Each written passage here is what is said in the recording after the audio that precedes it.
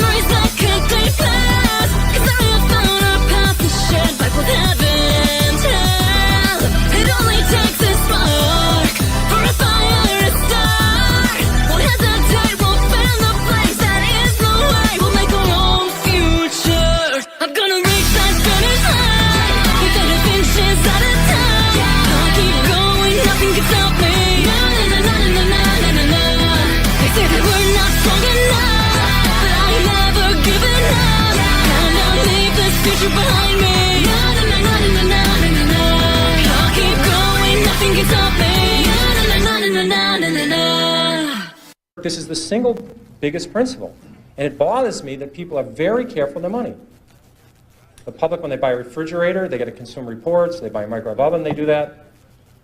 They ask people what's the best kind of radar range, or what kind of car to buy. They do research on apartments. When they go on a trip to Wyoming, they get the Mobile Travel Guide, or California. When they go to Europe, they get the Michelin Travel Guide. People will hear a tip on a bus on some stock, and they'll put half their life savings in it before sunset, and they wonder why they lose money in the stock market. And when they lose money, they blame it on the institutions and program trading. That is garbage. They didn't do any research. They bought a piece of junk. They didn't look at the balance sheet, and that's what you get for it. And that's what we're being driven to, and it's self-fulfilling. The public does terrible investing, and they say they don't have a chance. It's because that's the way they're acting. I'm trying to convince people there is a method. There are reasons for stocks that go up. Well, hello, everyone, and welcome to yet another episode of Truth Be Told, where we give you the facts that no one seems to care about finance, economics, meme stocks, all sorts of different things bundled together. Tonight is another action-packed night, but unfortunately, we're a little dry on the meme stock well. There's been too much juicy other things going on, but we are leading with a meme stock thing. But before we get to Kevin Malone and his absolute possibly criminal shenanigans, let's bring on our guests. First, we have Platinum Sparkles. How are you doing this evening? Hello, good. Just this camera, bam. And of course, we have that girl Trader. I saw something that I wanted to draw attention to because I thought this was really funny, and I think you shared it already. Drop your ideas below. Sorry for your loss, baggies. Let's troll these cult losers. Chat AMC, GameStop, Bed Bath & Beyond, and the MMTLP Baggets. Drop your ideas below. Sorry for your loss, baggies. Does your actual salon look like that? No. Oh, that's I disappointing. think it's loosely on me, but no. All righty. Well, I think we've got everyone here. So I think we can move on to our main topic for tonight, which is good old Kevin Malone. I don't think we've talked about him in a while on here. When was the last time we talked about him? I think it was Probably stupid tweet of the week. Oh yeah, stupid tweets of the week. We've been kind of going at him for his promotion of. Yeah, I was thinking about the last time we had him as a main topic thing. Yeah, I guess it was about the QNTM stuff. So I guess we have talked about him recently. For some reason, I was drawing a blank all the way back to when we were talking about the anniversary of the bankruptcy and him buying, what was it, like a bunch of shares, right? Like a week before. 1 million shares 2 weeks before bankruptcy. His clients to hold through cancellation. Yeah. Right. And then he did say that his clients held per their discretion, which is okay. Like, aren't there funds under his discretion? But whatever. Mm-hmm. Mm-hmm. Yeah. So we're going to be talking about his little shindig. I mean, we have to finish at the beginning. You can't skip right to that. Well, that's what I had because I had little bits and pieces. Why don't you've got the whole timeline events because you've been keeping track of it on your feed, correct? I mean, for the most part. I mean, there's some that I didn't put out here, but I can pretty much tell the story if you want. Sure. We'll go right ahead. So he started, Monday morning, right? 1:07 in the morning. Okay.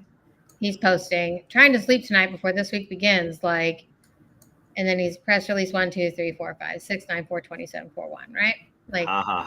Very meany. Out the bat signal to the baggies. But Like this tells me that you're sitting on press releases that you know are coming, Yep. right? And you can't sleep because you're so excited about it, right? Okay. Mhm. What do we call press releases that haven't been released to the public yet? Material non-public information. Correct. Okay. So then we'll go down to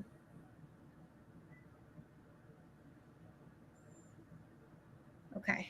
So then Yeah, he's been busy the past 2 months. Like, yeah. Yeah. Well, Real this, busy. because this whole thing, I think, is his project, his baby. He went to GNS and was like, we can do this thing. well, first he went to Quantum, or And they were whatever. smart enough Quantum to went say to no. him. No, they didn't say no. Like he's an advisor to them, and then he's an advisor to GNS. Well, I now, mean, right? this scheme that we're about to talk about. Right. Yeah, there's a lot of schemes going on. So right after market opens, says the shorts fell for it. Welcome to the bear trap, motherfuckers. Okay. Bear Trap movie. Oh. Bear trap movie. We'll When's get that to coming that out? later on. So what do you think of Roger's move this morning? More dilution. If I was, say, hypothetically, a 1/5 owner of the Bear Trap documentary, would you guess that I was I would hypothetically be very, very good at setting bear traps? Hope so. Did you know that the Bear Trap documentary is now a like going to be like 10 episodes or something? That's what he said on like an AMA. It's not even going to be a documentary. It's going to be an episodes thing. Right. So then a few hours later, they release Edgar, because they filed these with the Form F3 for their in the dilution. morning, right? In pre-market, actually. And the stock was trading at $1.70 pre-market. Okay. And it quickly dropped to like $1.40 and then continued to drop through the day. A few hours later, they file the thing that just says, oh, you know what? Sorry, we're going to delay it. And they don't give a date. They don't say why. They just say, yeah, we don't want to do that. Sorry, we changed our mind. Right? Was it $1 billion? It was $1.2 billion. And then they also amended 1.2 billion, right? And they have $103 million market cap at that point. So that was it was interesting. a mixed shelf, right? So it's 1.2 billion in Right. Shares and derivatives and everything else. But and they amended another offering they had to 100 million. Let me see. Did I put it on here? I think I posted it. Yeah. Okay. So here's the 1.2 million ordinary shares, stock, debt, securities, warrants, subscription rights, and units. And then they amended this one. They moved it up to 100 million. From, does it say from what? And this was an offering. We've entered into an at the market offering agreement dated June 28th with H. Wainwright, and under which we may offer and sell up to 100 million of our ordinary shares. So there was two offering, right? There was this one, and then this offering with H.G. Wainwright. So this, I think, is just for the F3, which that means that the 100 million at the market offering with H.G. Wainwright is still in effect. Right? Sneaky. Anybody see that? Yeah. Mm-hmm. Okay. So, because as far as, right, that just says the Form F3. Mm-hmm. So I'd have to go, because these filings came out separately. One was the prospectus. So I need to go look and see if this was in the same one. So, yeah.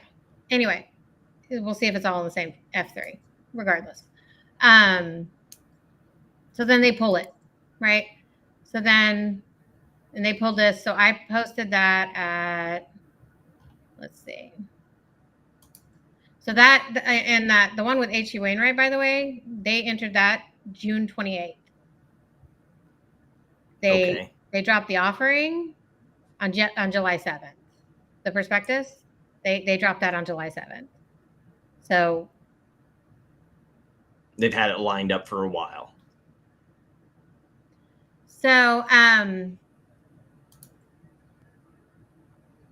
yeah, I posted that in the morning, and then they pulled it. I posted this was 4:54. Well, by the time I saw it, that they had pulled the offering. So then, Kevin goes around, running around. He quotes tweet. This is the one you were looking at. I heard you like bear traps. I wonder if all shorts and your algos believe everything they read first thing in the morning. Suck on these. Or, maybe the shareholders of the company who are now just realizing that there's dilution right first thing in the Monday morning. He never took that one into account, now did he? So, well, I mean, and if you're staring at a picture frame full of press releases, like, it's hard to believe that this wasn't the plan. That the first press release wasn't these offerings. Mm-hmm. And the next one was going to be that you're pulling them. And the third one was going to be the buybacks and everything that they knew from the meeting that they had. They had that information. Okay. Yeah. So Kevin spends the next, I don't even know how long, just shit talking to his heart's delight. So then he holds a space the next day. Yeah. And do you want to listen to this? It's about 4 minutes. Yeah, Just do it. He kind of rambles a lot. If you want to try and skip through it. Yeah. Monday. Yeah, do it. Can you do it like a What an 1.25 speed? incredible Because it's day. very annoying listening. Monday. How do I do it at What 1.5? an Go See to the little wheel. settings button? day. The little settings cog. Yeah, do that. And then Playback playback. speed. Yeah, do like 1.25. Yeah, thank you. right. Because he's all like, it's just He like, does say shut up. a lot. But so you have to listen to the tone and inflection in his voice, okay? Especially when he's talking about how the algos don't know that you can amend these filings and that you make mistakes. I know I certainly did when on my 13G, which I don't think he's supposed to be filing. I think he's supposed to be filing 13Ds, but regardless. Right. We'll get to that in a sec. Yeah. And then he Oh, talks yeah, we'll get to it all. Then he talked about how he saw something very similar happen with Quantum the week before. Oh, is that where the idea came from, buddy? Anyway, so here we go. Monday. What an incredible day. God, there was moves everywhere. It was extremely busy. This guy my always end high. there on the Yes.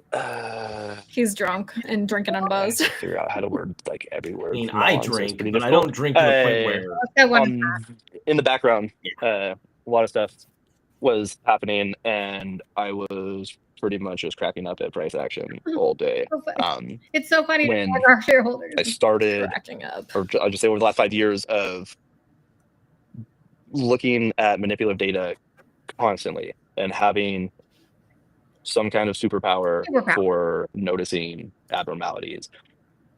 I did not think I had the knowledge down as good as I did. a lot for of the people call algos that delusions of until grandeur. today. And the amount of computers that are reading tens of thousands of posts on X per minute, and SEC filings and EGR filings and public company. Okay, so just real quick. So we admit he admits that he has been watching this for 5 years, right? He's got a superpower for this. Superpower. Hey, We're- Crocs, by the way. Crocs, if you ever want to come We're on, following let that. us know. Yeah, we're all Yeah. following that this was something he was looking to do. Disclosures, and my God, did a hypothetical Dude. work out today? Dude. No. Dude, where's my You know car? what he just said? He says, "My God, did a hypothetical plan work out today?" Hypothetical in that, like, air quotes, scare quotes. We totally weren't. Like, it's so fucking obvious. My No, God. you're defaming yourself, And bro. my God, did a hypothetical plan work out today? Right? We saw, let me pull up some charts here really quick. If anyone has yet to figure out how I can use my video to just show computer screens on X Spaces, Oh my that'd be God. sweet. It's called I I Restream, love you this dummy. guy I is don't know how to do too it yet. I'm not stupid a to figure out on Spaces calls. YouTuber, You video can't do screen influencer share. type That's brain. I wish I knew broadcast. how to do it all. Yeah, it's called Restream. And make these shows better for everyone, but I just have absolutely no idea how to do it. We saw this morning after news dropped in Genius Group company. Some people probably heard of them. Stock went in pre-market from 145 to 170, and in actually, let me go to the 1 minute chart so I can get a closer date on this.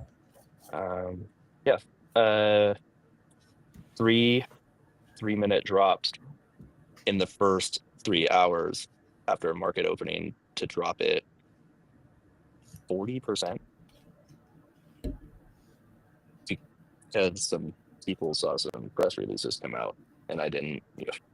Anyone saw my post last night about Wolverine, just looking at the press releases coming out this week that I can't. So now he's admitting that's what that was about. Seeing number one come out, and algos literally did their own pump and dump. We saw the first on something that was redacted later on in the day, because apparently algos don't know.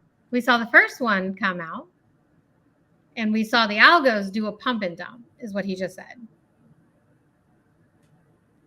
Okay. So that's a thing too that people on at the end of the day, because apparently algos don't know that that's a thing too that people make mistakes on a filing or word something wrong. I made way too many mistakes trying to learn how to file my own 13F and G and D reports and stuff. So I had to go back and do all these amendments. And luckily, if you're just trying to do the right thing and you make an honest mistake, it's going to happen. You can now learn, and I can't guarantee that algos can be thrown off by certain words, phrases. In my personal opinion, we all saw that a week and a half ago on Quantum with their shares sold.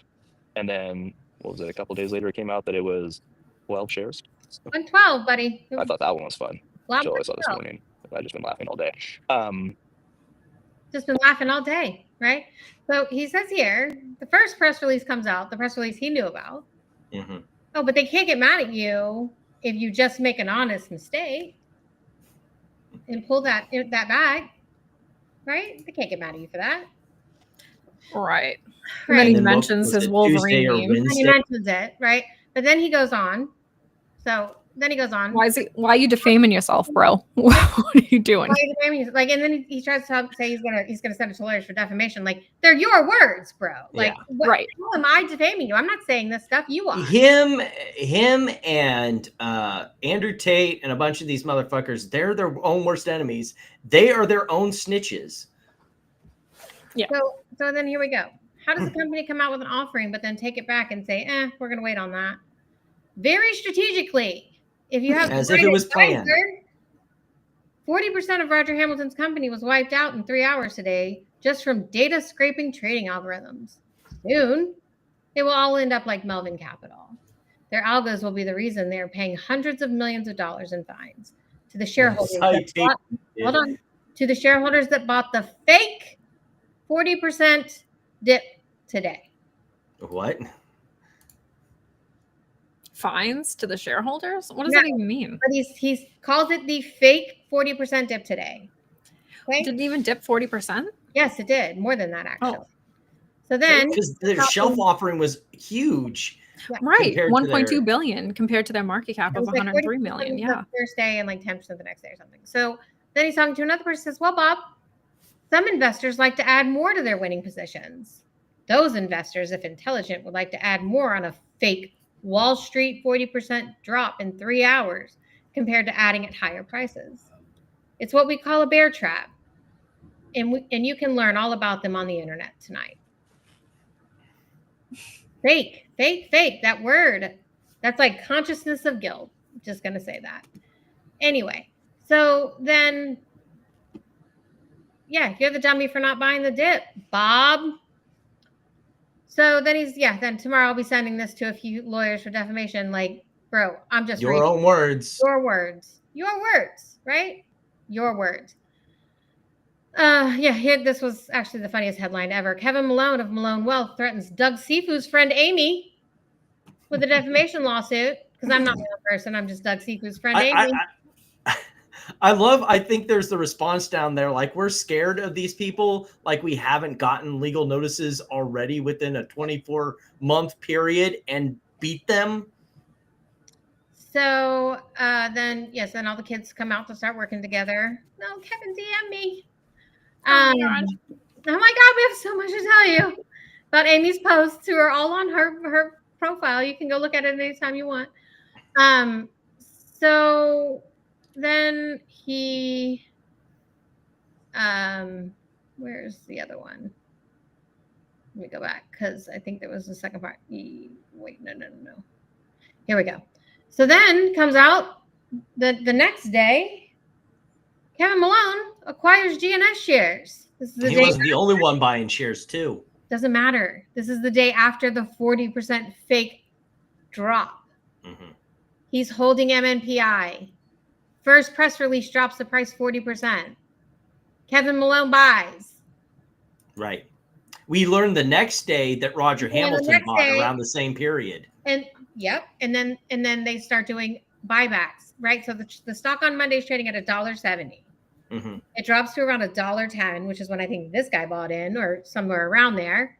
Roger bought in somewhere around there, and then $1.30, I think, is what's on the SEC. That's the buyback for GNS. I'm talking about them individually. Yeah, okay? No, I've got the SEC filing for Roger Hamilton right here. I think he said it was like $1.30 on the filing for the million shares that he bought. Did he buy 1 million shares? No, the company bought 1 million shares. No, the company did, but I thought he did too. Yeah, because I got the Roger Hamilton filing right here. Maybe I was how much did he mixing buy? Releases.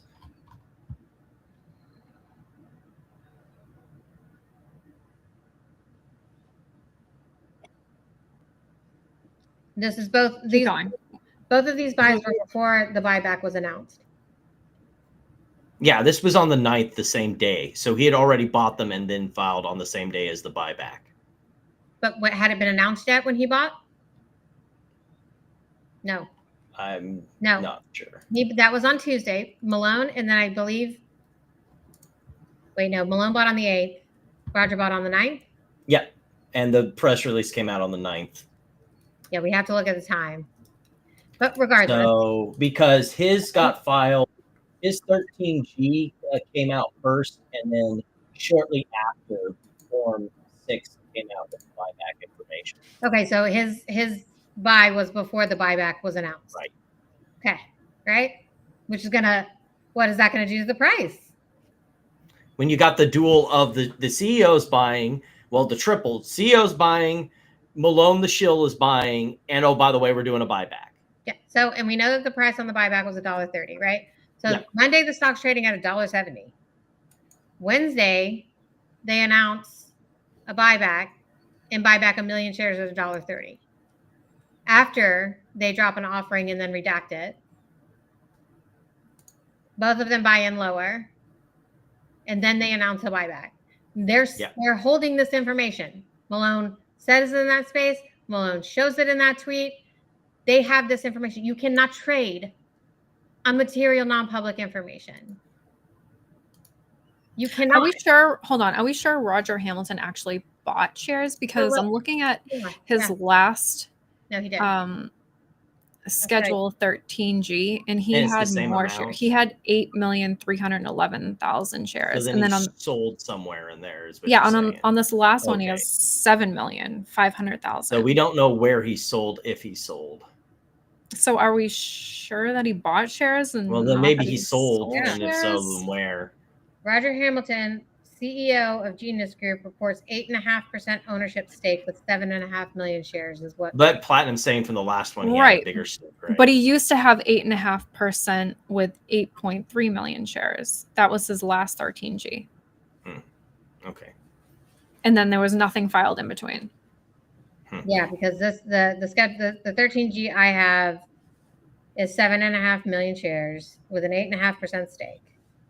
Right. So he didn't buy shares, but did he sell shares? Doesn't look like it. The last one was January 17th, 2024.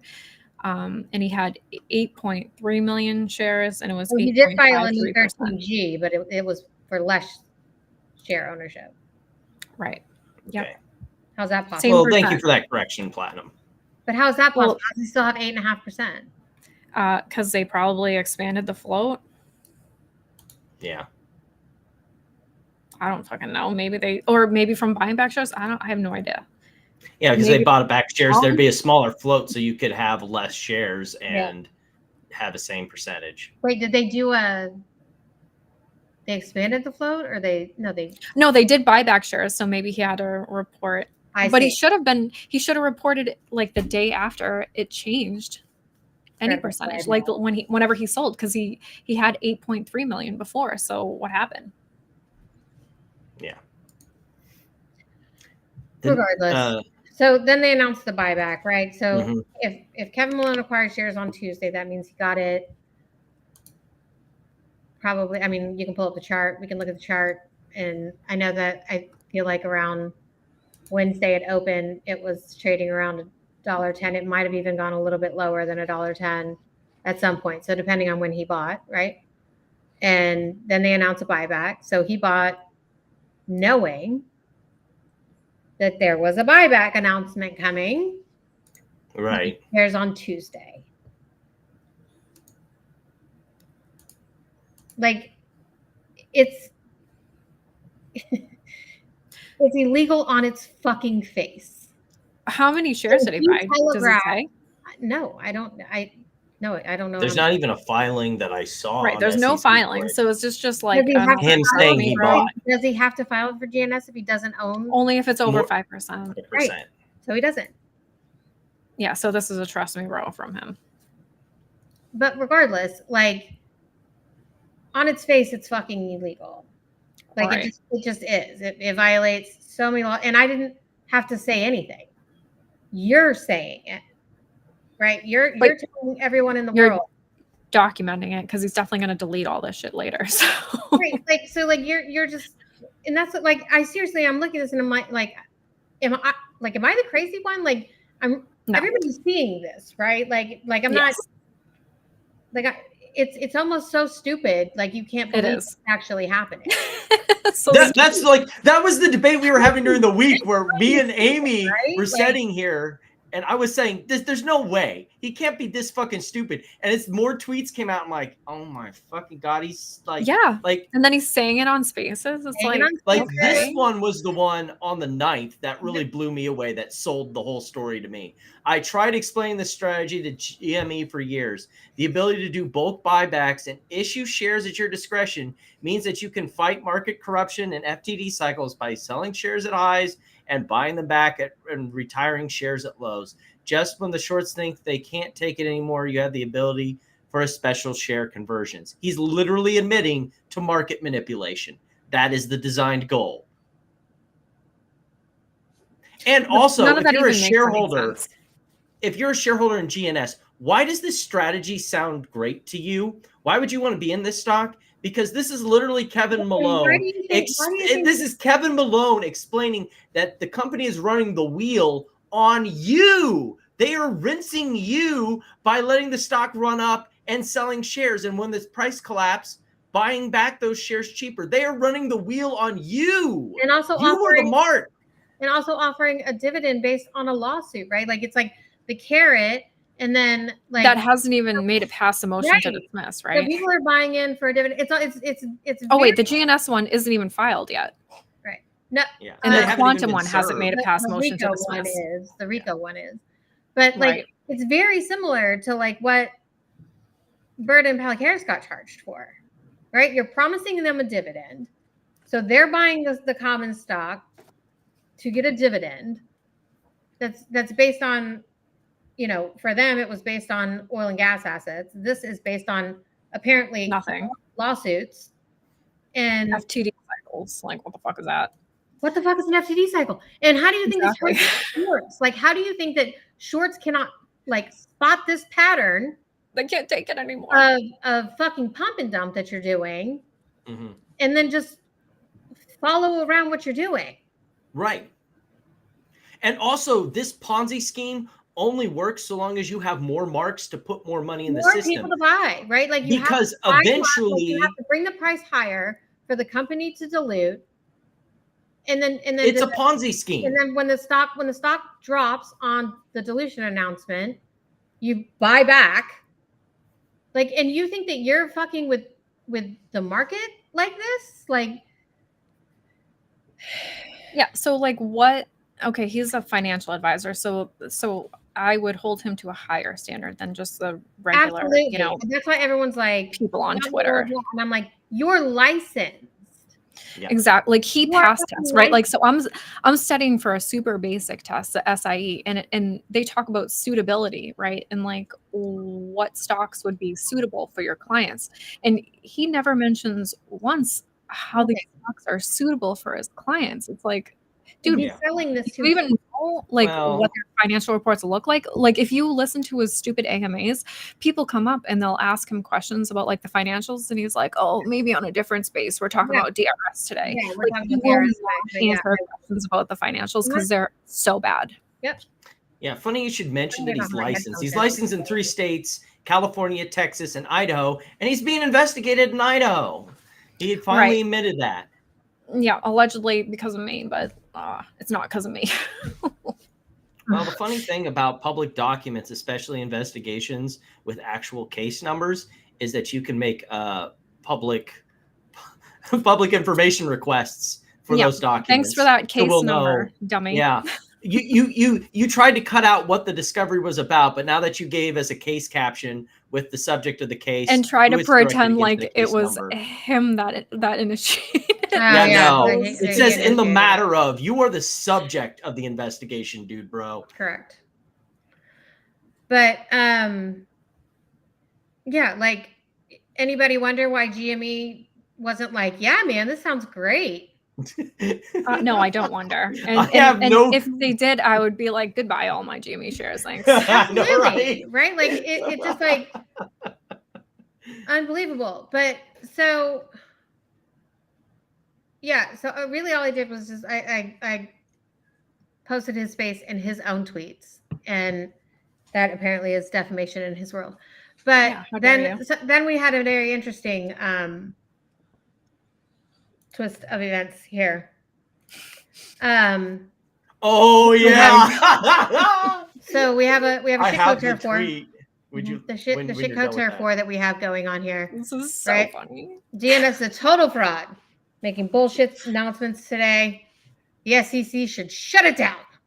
As a matter of fact, read about it on the truck. Read about it on the this guy's grammar's terrible. It's so Read about bad. it on the truck Tuesday along with your face. So apparently Malone's going to go on. I have the original tweet that was the cause du jour for this.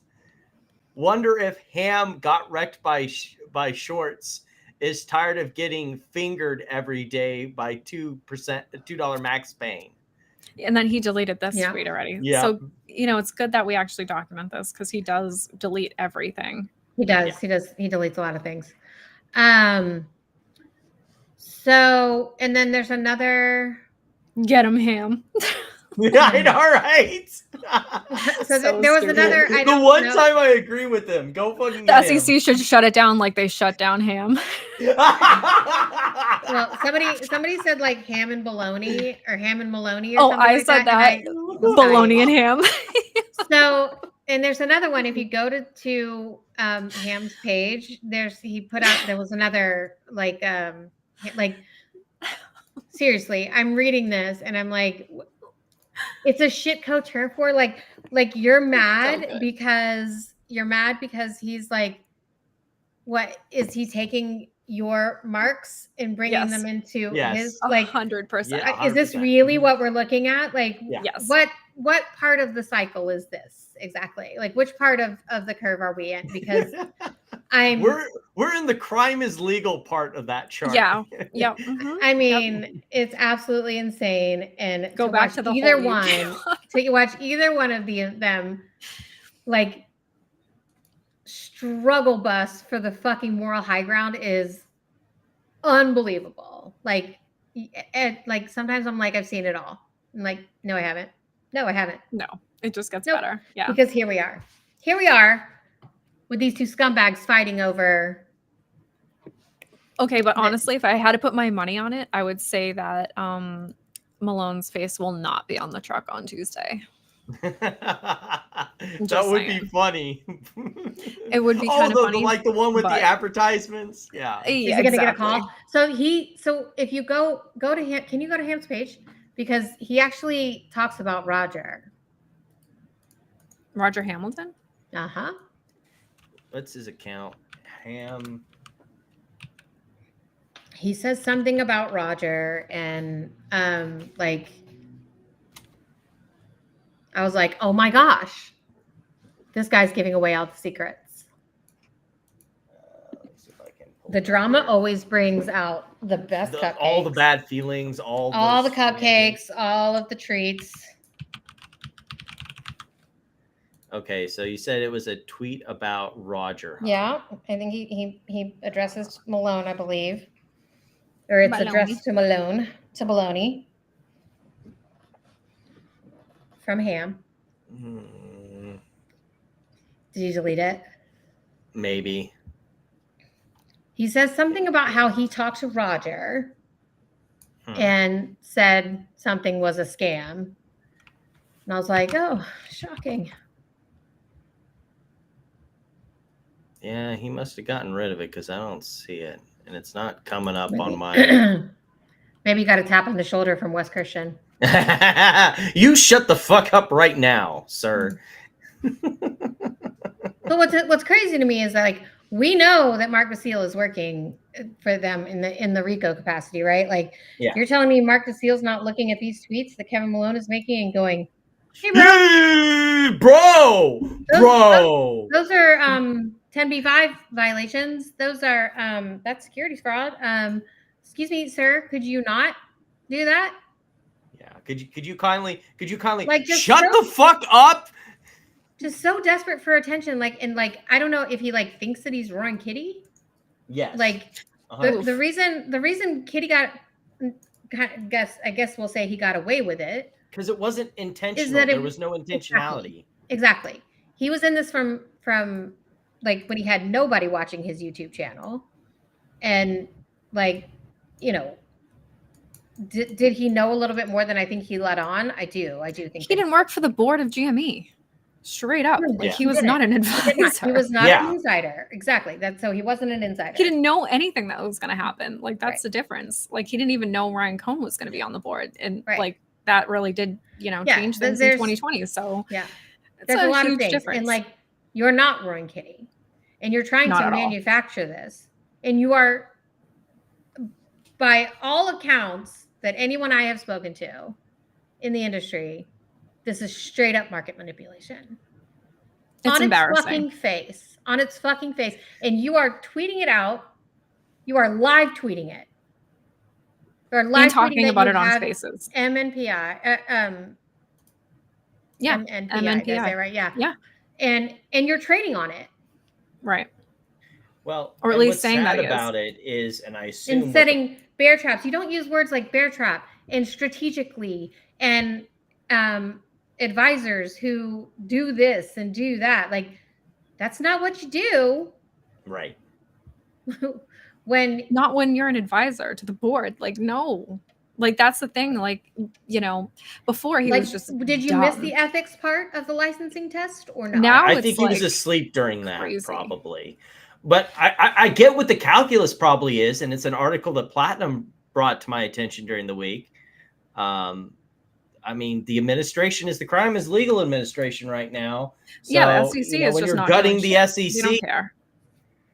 The SEC is not going to enforce anything for the next 4 years. So, what are you talking about? I'm talking about how the SEC, like, they put in a thing in place where they would have to go.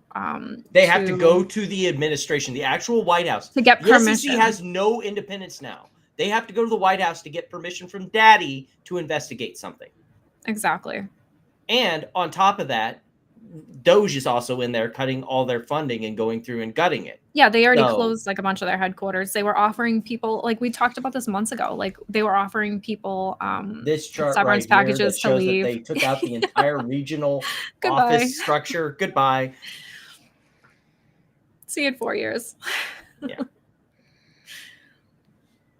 Like, I don't want to give up hope. We should still be going and dealing with this, reporting it, make them say they cannot be bothered. But and to the state regulators. Yeah, but like, because look, you the said state that will probably care more. Yeah, you said that the state regulators don't, but like, the state regulators. The case against Atlas was brought by a Texas AG. Yeah. So like that's how it started, and then it went forward through to the SEC and the DOJ. But in the beginning, like the birthplace of it was at a Texas AG. Yeah. So I do think that the state regulators care, and I think so. I guess we'll see. Yeah. My big problem is their website is formatted in a way that it's more designed towards if you were an investor at Malone Poverty Ventures, like when you file like the SEC, it's a generalized. Oh, I forgot his tweet. He just put out a tweet. He just put out a tweet about, I think he was speaking to one of his clients, saying that they're about to have their best year yet. Oh boy! Wait, I mean, when you're manipulating the market to get gains, I mean, maybe, and if the best market that you've had so far with Malone Poverty is him buying into Bed Bath and zeroing you out, I mean, the floor is already zero. You can only go up from there. Well, the people who bought it at $1.07, and don't forget the stock was trading at 30 cents. What? How long ago? 2 weeks? Yeah. Ago. So which one? GNS, yeah. Yeah. So the people who bought, over where it is now, what was it? What did it close out, like $1.50 or something like that? It didn't even get back over where it was before the announcement of the offerings. I do need to look into the H.C. Wainwright, because I think if that's still in effect, then only one of those got canceled out, which was a little bit ambiguous in there. Oh, so what you're saying is GNS had a reverse split recently? No. Also, I want to show you this. This is for Quantum. So one of the things that he filed, notice. Oh, great transition, because I was going to go straight to that after this. Did you see this already? How it says that he sold 5,000 shares? No, I've not seen this. This is okay. Hold on. This is news to me too as of yesterday. I just learned this fun fact. So this is let's lay the foundation for this. This is his Quantum filing. One of them. Is this? Yeah. This was this is the only one I think that has. He filed 3, didn't he? Right. And this is the only one I believe. This is the only one I believe where he listed out the transactions. No, there's more than that lists out transactions. But this is the only one that actually has a sell order on it. There's more than this one that has the transactions. That has buy orders. Yeah. Oh yeah. Oh. Because so first he filed a 13G, okay. Then he filed a bunch of 13Ds that did list the transaction requires amounts. The transaction, and then he went back to 13G. He was like, actually, I didn't really appreciate. I didn't really appreciate having to be honest in disclosing my position. He can't just do that, right? Because 13G, I believe, is for passive, and it's certainly not for insiders, right? I think 13G is if you want to actually make a change to the company or whatever, and then 13D, or maybe it's the opposite. I don't know. I can't remember. I can look it up in a second. One of them is for passive and one of them is for activist. Exactly. But this is the 13D and you're required to report your purchases, right? So right here it has, so this is June 23rd. And we have want to zoom in a little bit. A bunch of purchases. Hold on, can you see? The only way that the image is going to get bigger is if she downloads the image and then puts it in a separate browser, because I've had the same problem with trying to do Twitter images. If it's small now, the only way. I'll just tell you what it is. It's a bunch of purchases on June 23rd. There's $29, $28, $27, $25. Then we have June 23rd sold 5,000 shares at $22.59. Okay.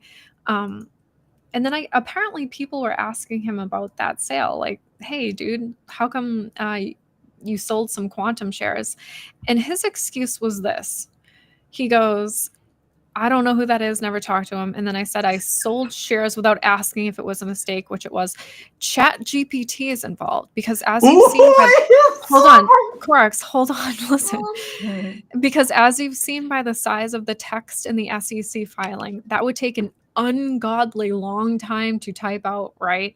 So I uploaded a screenshot of my trades and told ChatGPT to list out the Quantum ones, and it put one of my cells in there from a totally different company. That's what he's trying to say. That's his excuse for why there's a 5,000 share. Well, and then he showed order. on the newest one, didn't he say he sold 6,000 shares for taxes? Oh, does it say that? I believe so. And he had a I don't tweet know about if that. I don't know if anybody is paying attention, but the quarter just started. Why would you need to pull out taxes? These are his filings. See, so he started back here with a 13G, and then he switched to 13Ds. Then oopsie. And for some reason, like the last 3 all in one day, a bunch of 13Gs on 710. Yeah, there is a working theory on that of, hey, are you filing these 13Gs instead of 13Ds so you can avoid the reporting requirements? That's what I was saying. Mhm. Like one of them requires that you disclose all the transactions. Yeah, the 13D. Yeah. And not the 13G.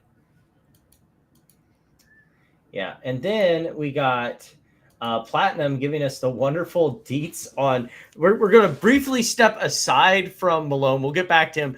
I found this was hilariously funny. So their what was it you said? Their SG&A is higher than their R&D.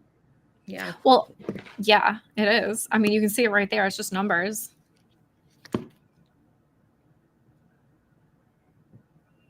That seems weird for a company that's a pharmaceutical company, a research pharmaceutical company. Does it seem weird? It seems really weird to me. Does it? Does it really though? I mean, like I appreciate How about that. those What was that? dashes for Year over revenue? year, they improved it from it being a gap of 12.9 million in SG&A to like 3.9 million in R&D to 9.5 million. What was the SG&A revenue? Like to 21,000? $6 million. $0. Well, not enough to even put a number in there because it's a dash. I thought it was like 21,000 or something. No, well, no, because if you consider the fact that they're getting royalties from Unbuzzed, it would be about $1,000, a little over $1,000 in revenue. Amazing. Right. We also got an update on the TRS.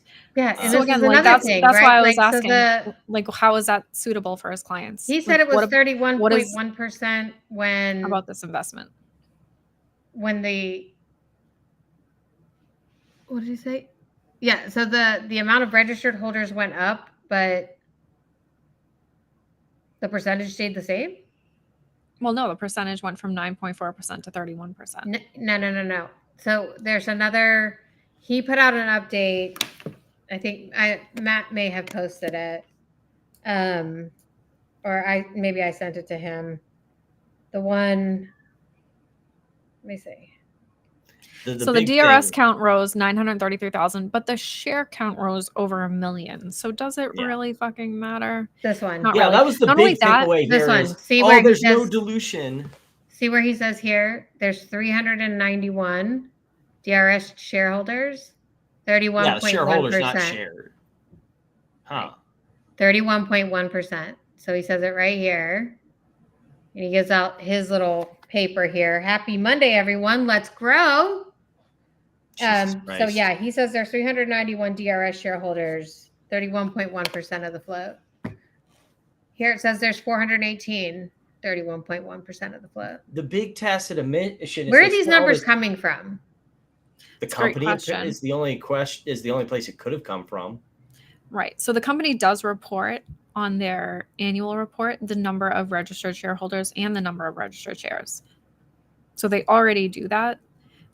So there's that. But I mean, obviously they can get the count any day they want from the transfer agent. But here's the thing. They had Computer Share before, and he apparently led the charge to switch them to a different transfer agent where you can't even sell from there. You have to move it back to your broker in order to sell, which takes 1 to 4 business days. Wow, that's with Computer Share. If you're you can sell right away. It's called Morelli Trust, and they do something called DWAC, and I don't know what that means. You guys can look it up. I'll be back in just a few minutes. It's like the same thing as DRS. Like it is really no different. But the biggest difference between that and Computer Share is that you can get scammed and hustled easier. Well, no. Computer Share, you can sell from there. You can do. That's what I'm saying. Your shares are market spot. order or a limit order. Yeah. And from here, you cannot do either. You have to move it back to your brokerage and wait a few days before you can even sell, which by then, who knows what the price could be? Because, speaking of which, that 5,000 share sell order of, which was a mistake in a different company. Well, that was the last day that the stock was over $30 also. So great timing. Yeah. Also, the big thing that they've been spinning, there's no real dilution going on. Oh, what happened here? Right. Up by a whole million and some change. Shocking. Dilution. Who could have thought? Who would have guessed? Their business model is selling shares to people. That's it. And royalties from Unbuzzed.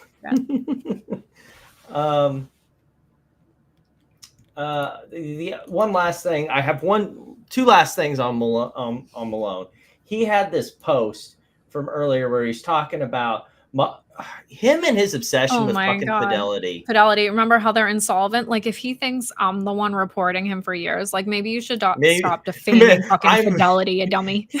He's lucky that he's such an insignificant little gnat, or he would have a defamation lawsuit.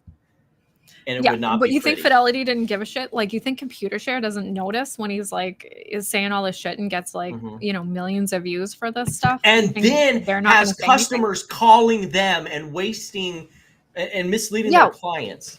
Exactly. Because this was really easy to solve. He was talking about there was an ACAT transfer to get client shares out of Fidelity. And it takes 3 to 5 days for them to confirm that they are processing the transaction to get the process started. It's literally on their website. It takes up to 2 to 4 weeks for the transaction to complete because they have to snail mail it. Right. And with ComputerShare, it used to take 2 days. So what's up with your transfer agent there, buddy? So that's the issue. But he kindly doesn't mention that part when he's trying to. And people are probably complaining because they probably have shares that aren't even settled that they're trying to move out, right? And you have to wait for them to get settled first, and then move them out if you want to. So that's another thing that he probably doesn't bring up ever. Yeah. This was one other thing that I found kind of funny that I saw. I'm glad to know that he admits that he had his firm hold into cancellation. Oof. Do you see what he says? Now, did clients hold hundreds of thousands of shares into cancellation at their discretion the same day I posted the merger screenshot? Yes. Okay. First of all, what merger? So that was a lie. Second of all, their money is literally your discretion because you're their financial advisor. Yeah. So what are you saying? Why would you? It's just so dumb. I don't believe any of it because it's just so stupid. But then if you want to believe it, it's even more stupid, right? Right. Really? How? Okay, real quick before we move on, I want to circle back because everyone was asking if it was these DRS numbers were in addition to, or if the Malone Wealth clients' shares had been added to that. And he says that because his clients have IRAs that they can't DRS their shares. Okay, so he wants you to DRS your shares and through this whatever company that you have to wait 3 or 4 days before they get back in your account. So if there is for some reason an increase in the share price, you can't sell for a couple of days. But he'll be able to.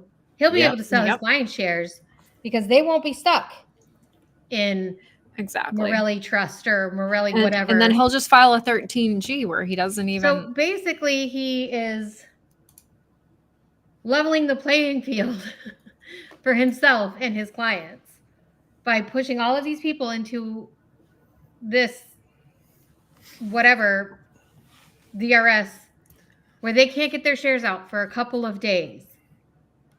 So if the stock pumps, who's going to get to take advantage of that? But I mean, obviously it's a suitable investment and he wouldn't just be doing that for his clients for his own benefit, right? I'm just saying the way that this is just how I'm just looking at it from what his words are. His words are that his client shares are not DRS. His words are so stupid. So he's going to get everyone, all of you guys, to DRS your shares. And then if for some reason, some crazy reason, he gets this float locked up and the share price starts to go up or whatever, you're not even going to get to take advantage of that because your shares are going to be locked up in DRS that you can't get for multiple days. I will say I was not surprised about the price action when we got down here. But to it's a the good thing low. now that every other post he's making is that it's not financial advice.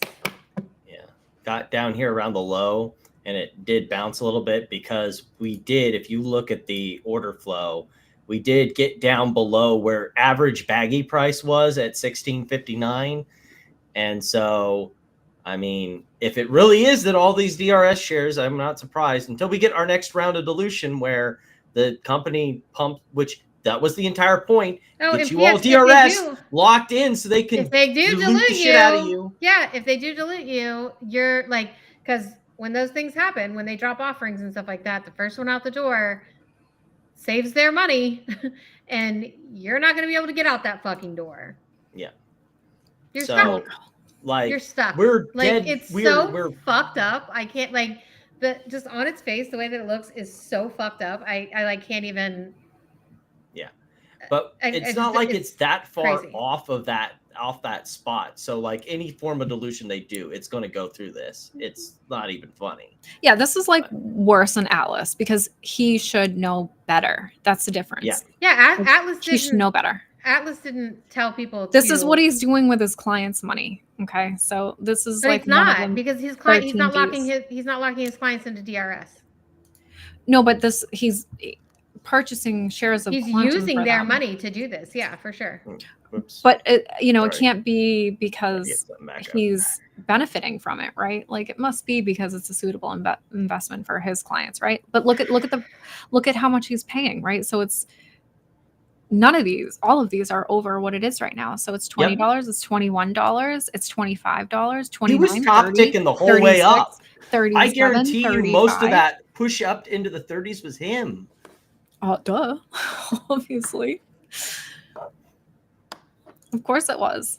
And then the one day where it started dipping below $30, there's a sell order, and oopsie, that's a Chat GPT sell order from a different company. Like, there it is. Like I thought Atlas was egregious, and they were 100% egregious. Sure, but they weren't financial advisors, right? Like controlling other people's money. They weren't insiders and financial advisors, right? And doing actual market. Well, I mean, they were, and then bragging about it. They weren't, Well, and they were bragging about it, and just publicly. private, not publicly. But they weren't like going to the companies of these penny stocks and going, if you did this on the sly for us. Well, they might have. We don't know yet, but. Oh, that's true. Yeah, right. They could have. But we just don't know. Regardless, like, I mean, you know what, Kevin Malone? If I'm wrong, prove me wrong. Prove me wrong that this isn't what it looks like on its face, because all I'm going by is exactly what you're tweeting, and this is what it looks like to me. Or did you see Korax, how he said that the investigators, rather than him being in trouble, that they said wow at all his gains? Oh, wow. Wow, your clients made so much money. That's what he said that the investigators said to him.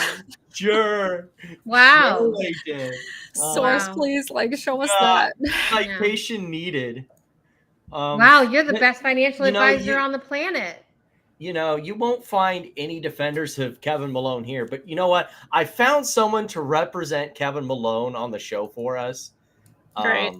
I know. I know Amy knows where this came from. Yeah, I know where this came from too. It's really funny how obsessed number one Cuck is with us and how little time we spend on him. I think it's funny. Like, it is funny because, even when he talks about me, it's like, dude, still, you could just ask. All you got to do is ask. That's what I was saying earlier. Like, I've never spoken not one word to this person. Right. And I haven't blocked him or anything. Videos of me on his YouTube channel, at least. Oh, yeah, but he accuses us of blocking him. Show of hands. Who in the classroom has blocked this dipshit? I have not blocked him at all. I almost replied to his thing, but then I didn't even want to give him the engagement. So. Well, that's because my engagement was retweeting saying, lol, he @tagged Kevin Malone. Right, and I saw yours. And did all those hashtags and then got one like. Right. And I saw your thing and I almost replied because that's when I finally watched it. And I was like, I was going to reply to him like, dude, like if you want to know how I got that AMA, like you can just ask me. Right. You've explained it multiple times on the show. It's not like but obviously he is not understanding. So he could just ask. He won't though, because he's a fucking coward. Anyway, I also don't want to spend a long time on him. So we're going to, let's go to 1.5 that. Yeah, for sure. 1.5 this. Good morning, everybody. I'm regretting jumping back into this, but I think it's important that I should because being I'm sorry. You're regretting jumping back to this, yet like your last couple videos have been about us. So are you really regretting it? Do you really regret it? I don't think so. No, you don't. by the past and remembering things that took place, and then above all knowing that some people have not been held accountable for the things that they've been doing and they continue to do, and they're boldly still attacking people online. This is Kevin Malone. Kevin Malone has wow. You could have gotten a better picture of the dude. Look at him. This dude loves his like up close photos. This guy is the king of using Adobe Premiere. My forehead and Kevin Malone's fucking face just and Tony's eye. Camera like. But like, imagine thinking we're the bad guys because we tell the truth about this shit. Like, that's how fucked up and backwards this whole thing is. Yeah, well, people finally figure it out later, so I'm good with that. I don't care. Yeah. Investment firm called Malone Wealth, and he spoke out. He's one of the few that spoke out about Project Popcorn. Didn't specifically name it, but he did call out Adam Aron on several occasions and stood with retail because of the results of what happened with Project Popcorn. Okay, now the person on the left, some of you may know as Sean Tabor, a Noisy Corax back then, and now a Sunny Corax on YouTube. He doesn't have much of a voice on X as much anymore, but I don't know if he's lingering or lurking. I really don't care. But he called my work in 20. You don't care. And first of all, I didn't call your work again with the fucking lies. He keeps saying that because he thinks that some anonymous caller called him and he doesn't know who it is. I can guess pretty hard who it was. There's only one other person who has called him or called his employer, and he's admitted as much. Who is it? It was fucking Phil for real. So who sent you the anonymous bot call, dipshit? Did you ever fucking think about that?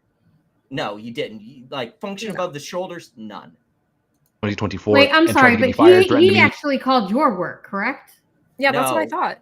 No, he tagged them on social media. That's how that's what it was. Okay. As if the social media person for US Foods gives a shit about this dipshit. Whatever. Threatened my job with an open-ended threat, and then I didn't.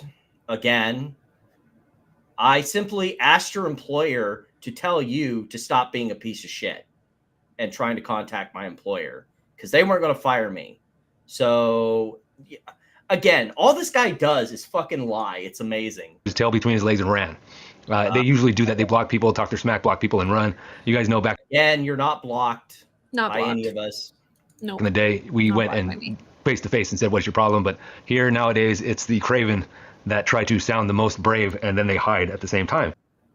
Did you make this video while looking in a mirror? Because all he's ever done has been craven. Now, that being said, or that included in the narrative here, he is closely connected to Amy there at the bottom right-hand corner, and Platinum Sparkles. They do a weekly show. We're trying to continue it since Corax's channel was taken down. These three people, not so much Platinum Sparkles, but back in the day, they harassed people, threatened them with lawsuits. I already told you that Corax threatened me physically, although he won't say it. He just left it open-ended for anything. I didn't threaten you physically at all, ever. You didn't leave it open-ended for anything? Are you sure? When did I? No, I have 3 specific times when dipshit who looks like the Crypt Keeper has made vague threats of violence against people. One of them actually directed at me where he challenged me to a fight, but then was just, driving to Kansas would be just too fucking far away. Oh, yeah, who's the craven coward? Anyway, like, this guy is a projection machine. Like, I don't know why he's not hanging in the theater room for an AMC theater, because he'd be a wonderful projector for all the movies that they show at the local AMC theater.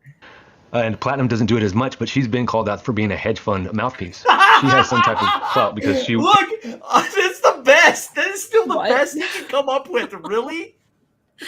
Which hedge fund?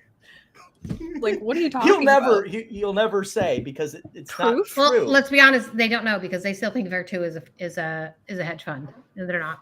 So, like I'm 2 working minutes in, how many lies has this person? How many lies Too many. has number one cuck John Hartnett said in the past 2 minutes? 2 minutes only. Interviewed Dave Lauer. She interviewed Gary All of Gensler. them. She interviewed Brett Harrison, the did. former FTX president. Correct. And that's one of the few There's interviews more that than was that. very raw and should be proud of unfiltered that. that Brett Harrison gave. Yeah, what other interviews did you do? Nomi Prince. I also interviewed like a former branch chief of the SEC. Who else? I mean, basically anybody that the community asked and they responded yes. That's who we interviewed. Oh my God, believe it or not. Believe it or not, when you're not a piece of shit like John Hartnett, people are already all right with, doing interviews with you. Also, with this one, like, we'll just go through it again, guys. GME announced a partnership with FTX, and somebody on the same day that they announced that, somebody on Twitter tagged Brett Harrison and said, hey, would you do an AMA with Superstonk? And then he replied, yes. And then that person posted it on Superstonk and said, oh, Brett Harrison said that he would do an AMA with us. And I saw that and we set it up. and this was long before the FTX thing, right? Well, before the collapse, yeah, because he was crazy because when they did the GameStop partnership, like that was way before they filed for bankruptcy. Right. And then, I put out a post and I said, if you have any questions, put them here. And then I asked the questions from the community like I always did. Like that's exactly how we did every AMA. But the funny thing about this one was that we put it out on like a Friday and then he resigned on Monday. So it was like super awkward, right? Because like I had the post pinned and then he announced his resignation and we were all like, oops. I was like, should I like take this down or something? Like, right. So yeah, that was like, I mean, obviously it's still up on YouTube and everything, but it was just like a funny little like awkward inside thing. Right. Gave about what took place with FTX, and she just happened to be the sole person from Superstonk to talk to him. That means a lot. So yep. There are no coincidences. I mean, am I literally, right? that's it. Like, I was willing to put my face out there, right? Most people don't want to do that because they don't want to be harassed as much as By don't give a ugly shit about it. motherfuckers like John Hartnett. Right, exactly. Amy's also supposedly connected to Doug Sifu, who some believe have been shorting stocks. Supposedly, like you've got the fucking space. Oh my God. Again, all she did was ask. That's it. Like that's how she got it, right? Like she's just like how I got my interview with Pulte. All I did was ask. Well, he asked and then me, you gotta but like donate whatever. To well, a Doug charity. Didn't make me pay $1,000 for it, but yeah. I know, right? Exactly. If you still want to, Doug, if you want to, just give me a ring. Into the ground, and that's how he made his money. And now Kevin Malone is getting attacked by Amy, and Amy just goes off the rails, threatening, harassing. What? When did I threaten Kevin Malone? Wait, I threatened Kevin Malone? Where's the threat here? I call balls and strikes. Like, I don't threaten anyone. But Mr. Hartnett, you, never spoken to you in my life, but you stand in possession of my personal fucking information.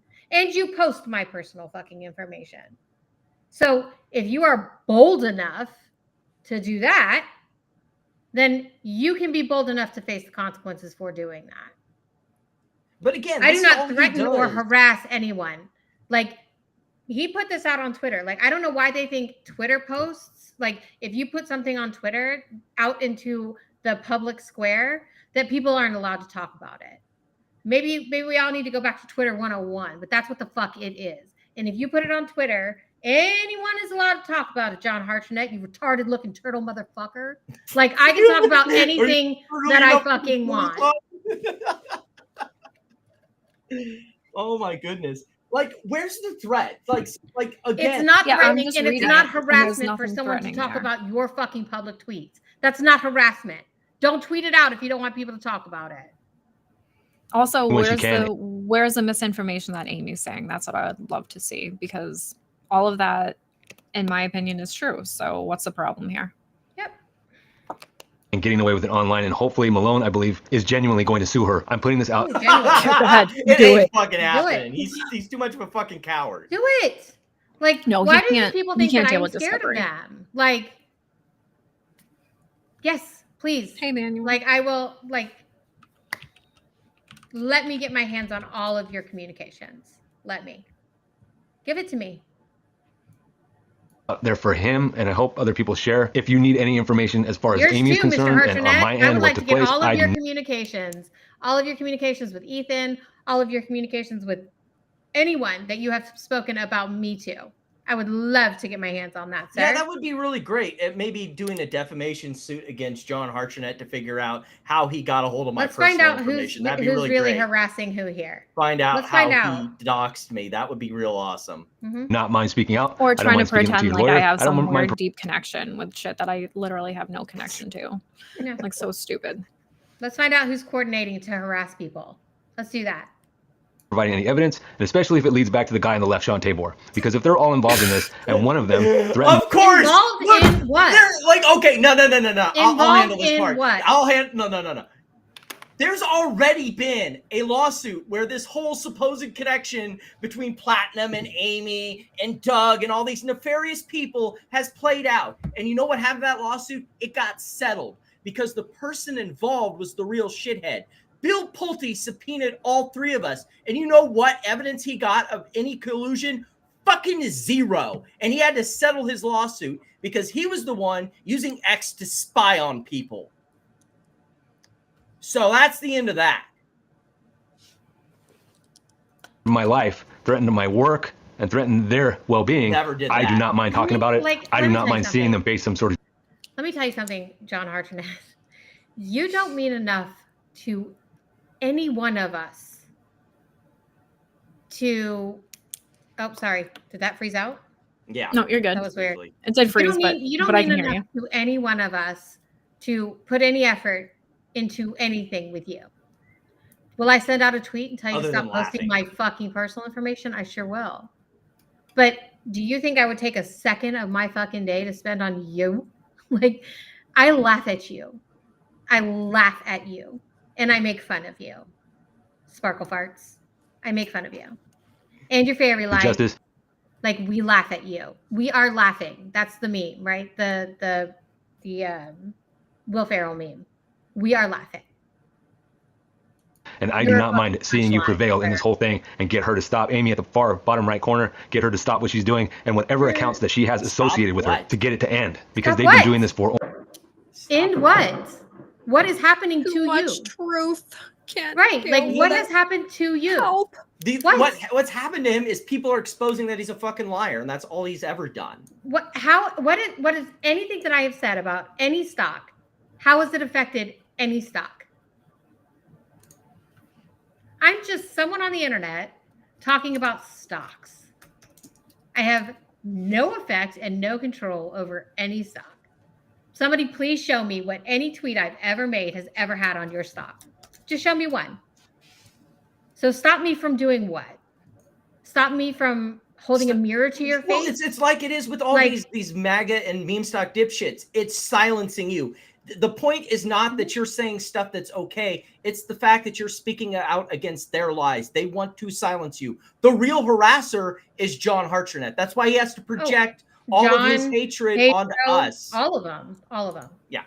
That's all they do. They live on Twitter to harass, literally to harass. And I hate to be like, you know, I know you are, but what am I? But like, seriously, bro. Like, you make YouTube videos about people who have never spoken to you.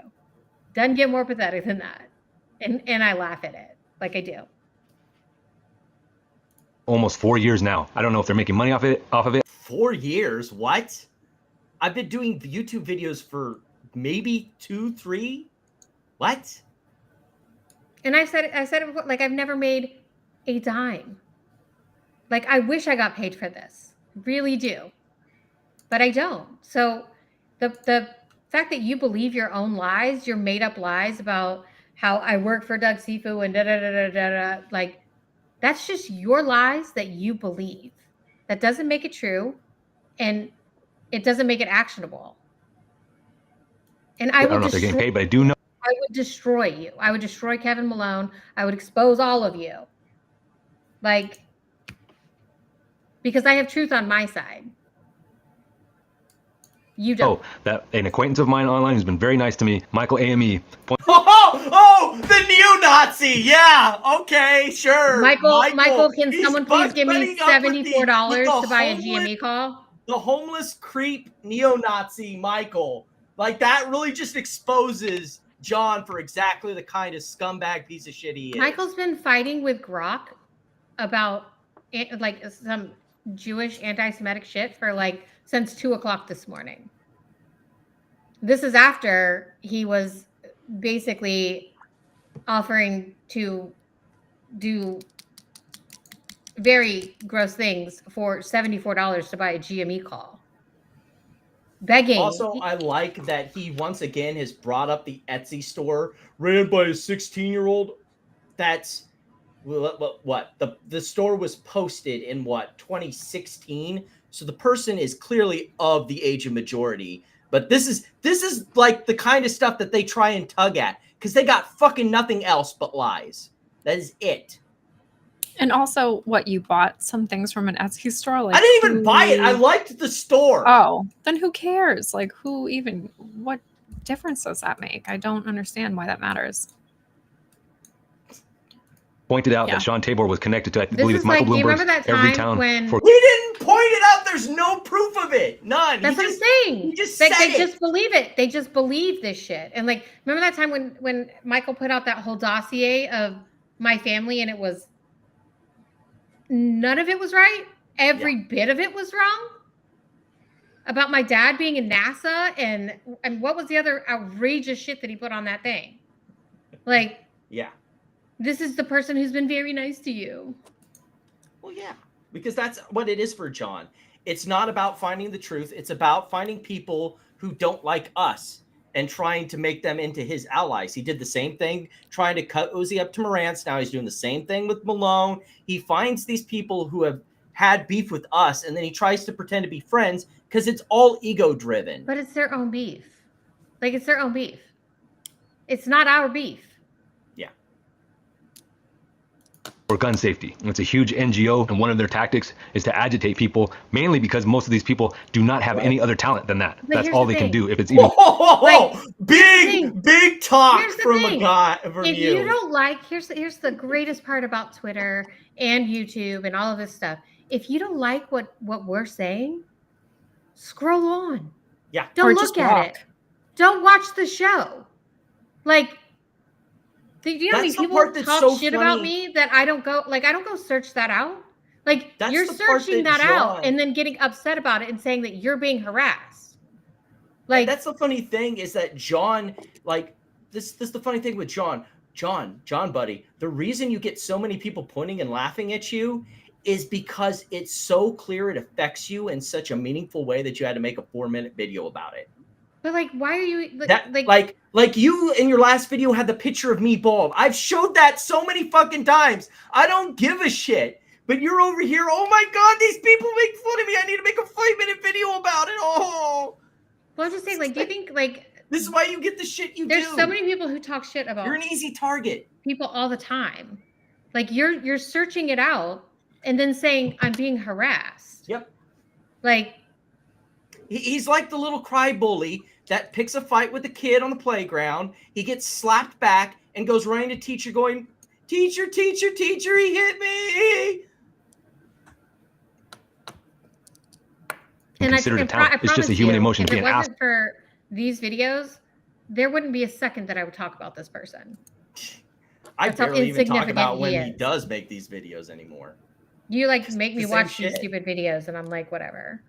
Is what it is, just to be blunt. Anyway, please let me know, Mr. Malone. I'm here. My email is ivtaculus@gmail.com. I am at AMC. Yeah. I'm sure Malone is going to spend all the time in the world on you. Like, well, this before he can help, he's going to have to read the statement of facts and file an affidavit.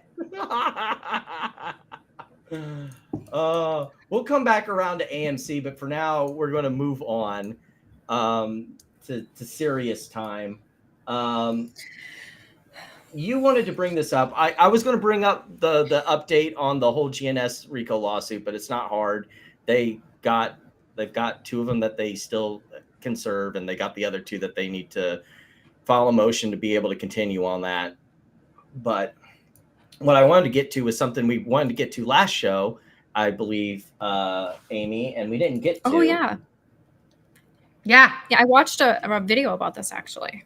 Yeah, I think this is going to be a good one. We should watch this. So was there anything particular on the page wise? Because I've kind of scanned over it. I haven't gotten the. It was actually for men's pants. It wasn't for women's Yeah. clothing. It was for the men's pants. The everyday. Yeah. Mm-hmm.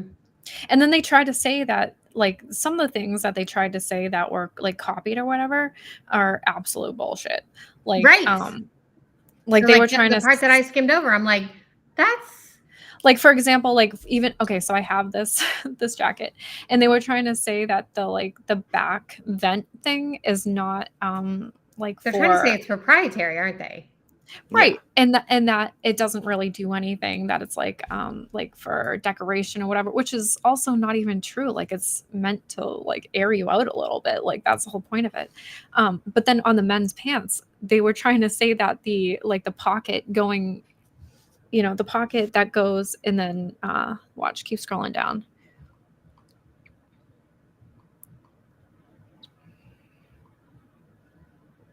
Blah, blah, blah.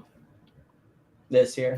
The men's pants. Yeah, keep going down though, because they were trying to say like the gusset. Yeah, that part is proprietary, which don't think so. Keep going down. More, a little bit more. Okay, this part.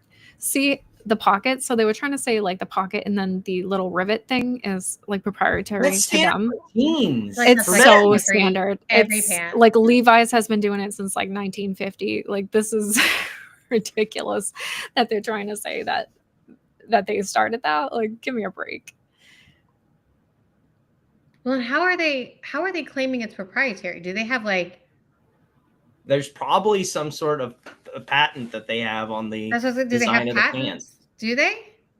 Does I it say mean, anything if they do or not? Or they'd have to have some sort of thing if they're trying to claim that there's some sort of.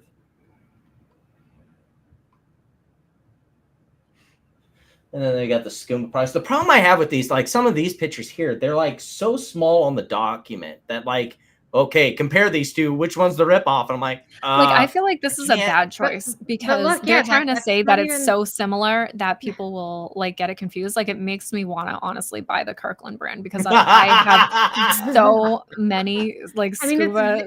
it's really not. Yeah, it's really not that similar. I don't think it is either.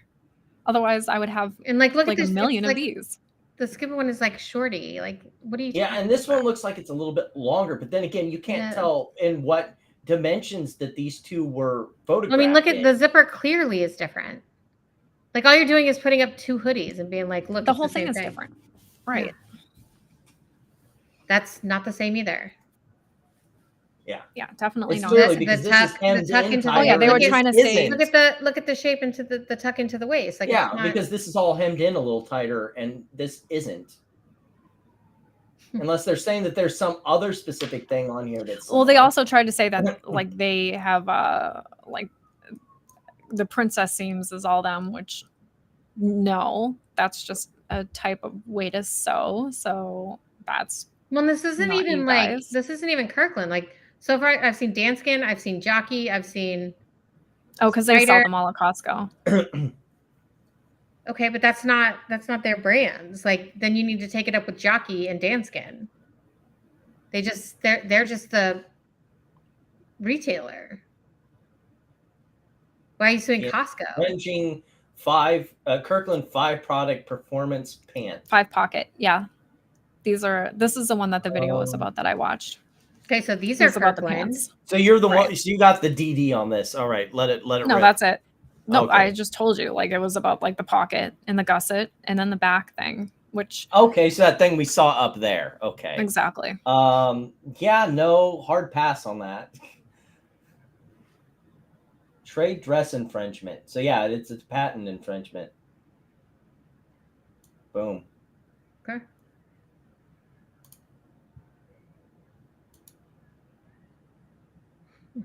Yeah, See, this is the problem with when it's like trade infringement for like these certain sorts of things here. It's like you have to get down to what is infringing, and then you have to like, because a lot of those they don't like, they look like, sure, they look it's not even close, close but enough. they're not the same thing. Well, what do you have a patent on? To where you could be. Is it the guess? Well, that's why I would like to hear some arguments on this, or response, or the motion to dismiss response, or something. I mean, there's because, two pretty big companies, just you know, locking horns here. So I think it's going to be interesting. Yeah, it'll definitely be interesting to watch. I just like, it'll be one of those ones that I know you ladies have been following some of these murder trials here. If we get this to trial, this might be one of those ones where maybe we should buy some vacation time and tickets and go. I went to college at FIT, so I went to the Fashion Institute. So that's why it interests me to begin with. But yeah. So we're from there to our next serious. Okay, I'm being a little generous by calling it a serious topic. It's Bill Pulte, guys. Bill Pulte's back. He's being a dipshit again. The first one is the lesser of the two evils. I believe, Amy, you can explain how this is bunk and bullshit pretty thoroughly. What? This tweet. Oh, well, I mean, yeah, that I mean, Experian Boost, you could start reporting, like, I think when I looked it up, I think Experian Boost might have been the first one, and that was back in like 2019. And by 2021, it was getting pretty commonplace. I saw some other had picked it up by that point. Yeah. So yeah, like it was always like, I mean, that's not a new thing to report rent to credit bureaus. Yeah, because it's now, like any other kind of thing. So the addition to that is that he's saying that you can now use, that they're now going to accept like good, like on-time rental payments as a form of verification for a mortgage. So I don't know if that's the new part, but reporting rent payments, not from what I read, has been around for a while. So as far as it going towards you getting approval for a mortgage, I don't know if that's what is new, but you know. Yeah. The big thing that question you also, everything. The big thing you also told me about was that they're going to add in. So there was a pretty blistering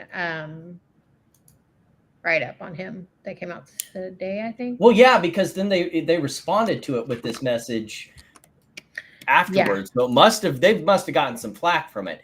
Me personally, I don't like. I get that FICO is heavily ingrained into it, but I don't mind the idea of there being other potential, ratings agencies. But like, it's up to each individual lender what they want to do, and if they want to continue. Well, so he's saying that this is lobbyists, but like I don't know. Do you want me to pull up the article that was written on? Yeah, sure. Go right ahead. Okay. So there's some. You were the mortgage expert here. Yeah. I'm not by far. I'm not an expert, but you're more than we are. That's for sure. Okay, so here's the article. It's Green Street. So he kind of mentions them in, I think in another tweet of his. I don't know. He probably already deleted it, but so here's the article.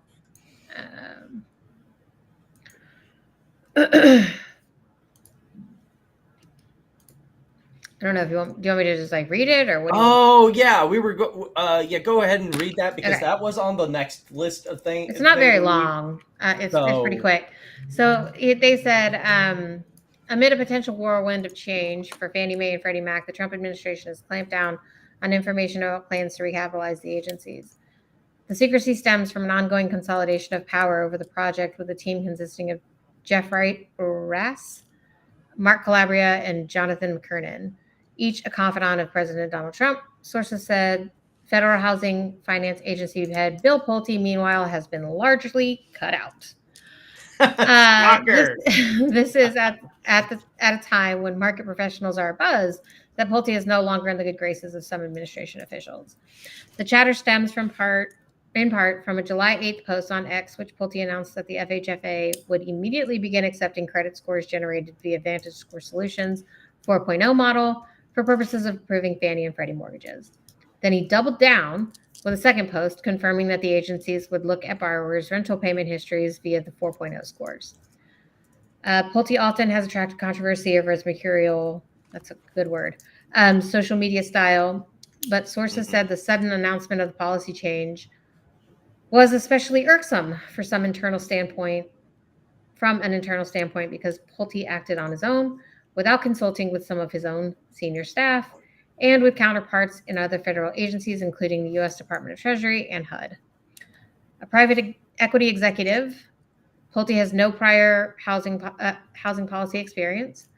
Glad they admitted that, because there's been a lot of news groups that have missed on that. Right. We're hearing he's already on thin ice, one mortgage professional said. Critics of Pulte's approach additionally have pointed out that it circumvented typical rulemaking processes in which an entity such as the FHFA would propose a measure and accept comments before releasing a final draft. There's also been a high-profile outcry from mortgage industry professionals, with many lenders stressing that they aren't equipped to process applications with Vantage Score reports. With Vantage Score, the GSE underwriting systems don't even allow for it. So lenders are asking, what do they do? The Mortgage Pro said, but FHFA officials don't have an answer. You can't run housing policy by tweet. FICO. You don't say. FICO was among those taken by surprise as well. Historically, FICO scores have been the only ones used in approvals for Fannie and Freddie mortgages, and the company has a large lobbying presence in Washington. With its advocates, they are immediately registering their unhappiness with contacts in the White House. To that end, sources suggest Pulte's posts could open the FHFA to litigation from FICO. Oof. For his part, Pulte said in May that he planned to change credit score requirements for Fannie and Freddie, and he repeatedly has criticized FICO for adding to consumers' borrowing costs. Director Pulte and the Federal Housing Finance Agency will not be intimidated by lobbyists who may or may not be registered and who seek to cover for monopolistic corporations who have been ripping off Americans for decades. FHFA spokesperson Talman Johnson said, and I found that name ironic because Pulte is the furthest thing from tall or a man. Nor does he have a Johnson. So Talman Johnson. Anyway, so ultimately, it would be up to Trump to decide whether to keep Pulte around. If the mortgage market goes haywire due to the announcement, one source said, the president would be more likely to push him out. However, the source suggested Pulte has a strong ally who could go to bat for him, Donald Trump Jr. Do you want me to keep reading all of this? I think we've gotten most of the gist, and it does give us some context from what followed after, because then he continued on his war path against Powell by doing what else does Bill Pulte do best but generate his own press, for which he is the source for. Yeah, always. Yeah, check your notes, check your sources. I'm pretty sure you're always going to find Bill Pulte as the site. What I found most... he occasionally gets a couple of people to retweet him or say something about him. Like, I'm sure he probably sends out like a group text and he's like, can some of you just comment on this post, please? His former meme stock people. What's his friend from Fox News that's the crypto guy, Pompliano? Yeah. Who else? Shoot. There's like a handful of people in his network of scumbags that regularly do his work for him. What I found interesting on this whole thing that really shoots down the rumors is this tweet by Nick Timaros. I'm going to go with that. What? And if I'm told Timaros, that's Powell's little confidant in at the Wall Street Journal. I like his right. His Is he Wall Street Journal? He's not New York Times, right? He's Wall Street Journal. Wall Street Journal. It says so on his profile there. Yeah. But I like his explanation of how he undercuts Pulte in that first sentence. When people ask me about various internet rumor mongerings, my first instinct is to ignore it in the same way the TV cameras don't show the streaker running on the field at Yankee Stadium. Got him. Mm-hmm. But like he shows this whole clip where like Powell would, his only exception was that if he died, he wouldn't finish out his term. But there would be nothing that would stop him from finishing his term. He is not stepping down. Like this is Jerome Powell's words that he's not going away. No matter how much the administration wishes him to go away, he's not fucking going anywhere until the end of his term and he's voted out. That would be, I don't even think he wants, like, he doesn't even probably want to be nominated. Yeah, I don't think he wants to continue. But that would be worse for the economy. Yeah. Like, he's not going to do it. And, like, Pulte thinks he's getting to him. And, like, I promise you, you're not. I promise you he's not. You're not. No, not at all. He's like tweeting about how he, like, shook his hand and how he didn't look, today he's, like, tweeting about how, like, he looked tired. He didn't look healthy. He didn't look this. He didn't look that. Yeah, because he has a real job, unlike Bill. Yeah, typical like fucking Pulte shit. But like, yeah, it's it's not third base Billy. It's third person Billy. It is third person Billy. Like 100%. Yeah, absolutely. Oh my goodness. But like one of the things that I noticed is that, and I'm really happy about considering that no one seemed to notice him when he got nominated, is everyone's starting to realize that he's a fucking huckster who's full of shit. I'm horrible with last names, I guess, tonight. There's been a bunch of other people, like the one lone guy. Well, because he's doing the Doug Sifu like manic episode where he can't stop tweeting about like Jerome Powell, like I want to Powell to buy. Yeah. Well, I also think it's covered for the article that Amy just read. It's clear the administration doesn't like him, so he figures if I can just suck Trump's cock more vigorously, then he'll like me more, right? If I just work the glory hole harder. That's upsetting, Korak. I don't like that. It's what he's doing. He knows he's in hot shit, and so he's just trying to work things harder to stay in. Like, he was only hired to be a tool. He's there to be a fucking goblin for the administration. Well, and like just let's look back at the former FHFA directors, right? Like, when have you ever heard from them this much? Never. Like, I've never heard of any of them till now. Yeah, like part of it's because I knew him beforehand, but the other half is like he's being a noisy. No, I'm just saying obnoxious. That like this. No, but we can go back to like how they got the CEO of Pulte Homes out, right? Like they did the same kind of thing. They ran the same kind of campaign, and like they were investigated for this, for the way that they handled that situation. I mean, and settled. And I mentioned to Danny, this is the same playbook he ran with the whole Apollo's buying Virtue thing that we just mentioned. And he's like, I never heard of this. And I'm like, yeah, it's funny how the mainstream news media leading up to his nomination didn't report on any of this shit. Well, Bloomberg did because he paid him to. Well, and only in a favorable light. He was an activist investor. He wasn't some dipshit harassing a CEO online. But he wasn't an activist investor. He owned less than $2,500 of the stock. Yeah, and that's the lie. And he lied. Really, that's what I'm saying. Like you lied to the public. You put out a press release that was a straight fucking lie. And I'm really kind of sick of it because everyone else is starting to wake up and realize on Twitter that Pulte's a dipshit dumbass. And it's like the only reason they didn't have this revelation sooner is because the media can't be fucking bothered to do their job. So the three of us on a YouTube channel with 100 subs needs to fucking say it. Or they have to just find it out themselves because the media sure as shit won't do their fucking job. So it's like, I don't know. You know who also is on their is on a one-man crusade to destroy Bill Pulte? Oh my God. It's how the turntables have turned from being Bill Pulte's biggest stooge to loyalty doesn't pay. You can well, I only think Pulte stopped paying. So when Pulte no more stopped loyalty. paying, he stopped being loyal. He stopped returning texts. I'll tell you that. Yeah. Oh, Pulte did? He changed his phone number, I guess. You saw that? No, I didn't see that. I didn't. Oh, yeah. That's what he said. Who's saying that? Pulte said that. Yeah. Pulte said I changed my phone number? He said he changed his phone number.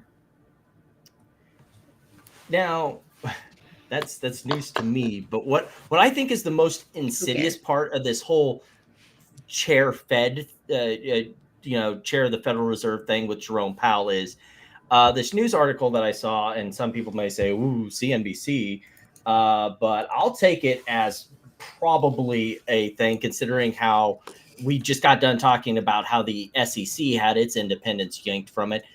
Trump wants to install basically a shadow chair where he has someone that basically works behind the scenes and does real policy at the Federal Reserve, so he has complete control over it. Because this whole Jerome Powell thing, he ain't gonna let it happen again. The Fed doesn't make policy. They set interest rates. It's not policy. Like that's they what don't I'm even saying. comment. They won't even comment. That's the only policy he cares about at the Fed. So he wants to install a fucking stoolie in the Fed to do his bidding for him. That's why he wants to get Jerome out of the way, so he can.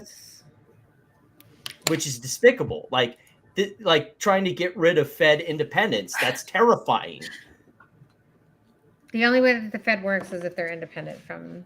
No, exactly. It's the way a lot of these organizations work that are part of the government, independent of it. The reason that they're able to do their work regardless of politics and do it fairly and with justice is that they're independent from political machinations. At some point this is all going to come to a fever pitch. Like somebody has to be the fucking adult in the room. Like it ain't going to be anyone in this administration. Let me tell you.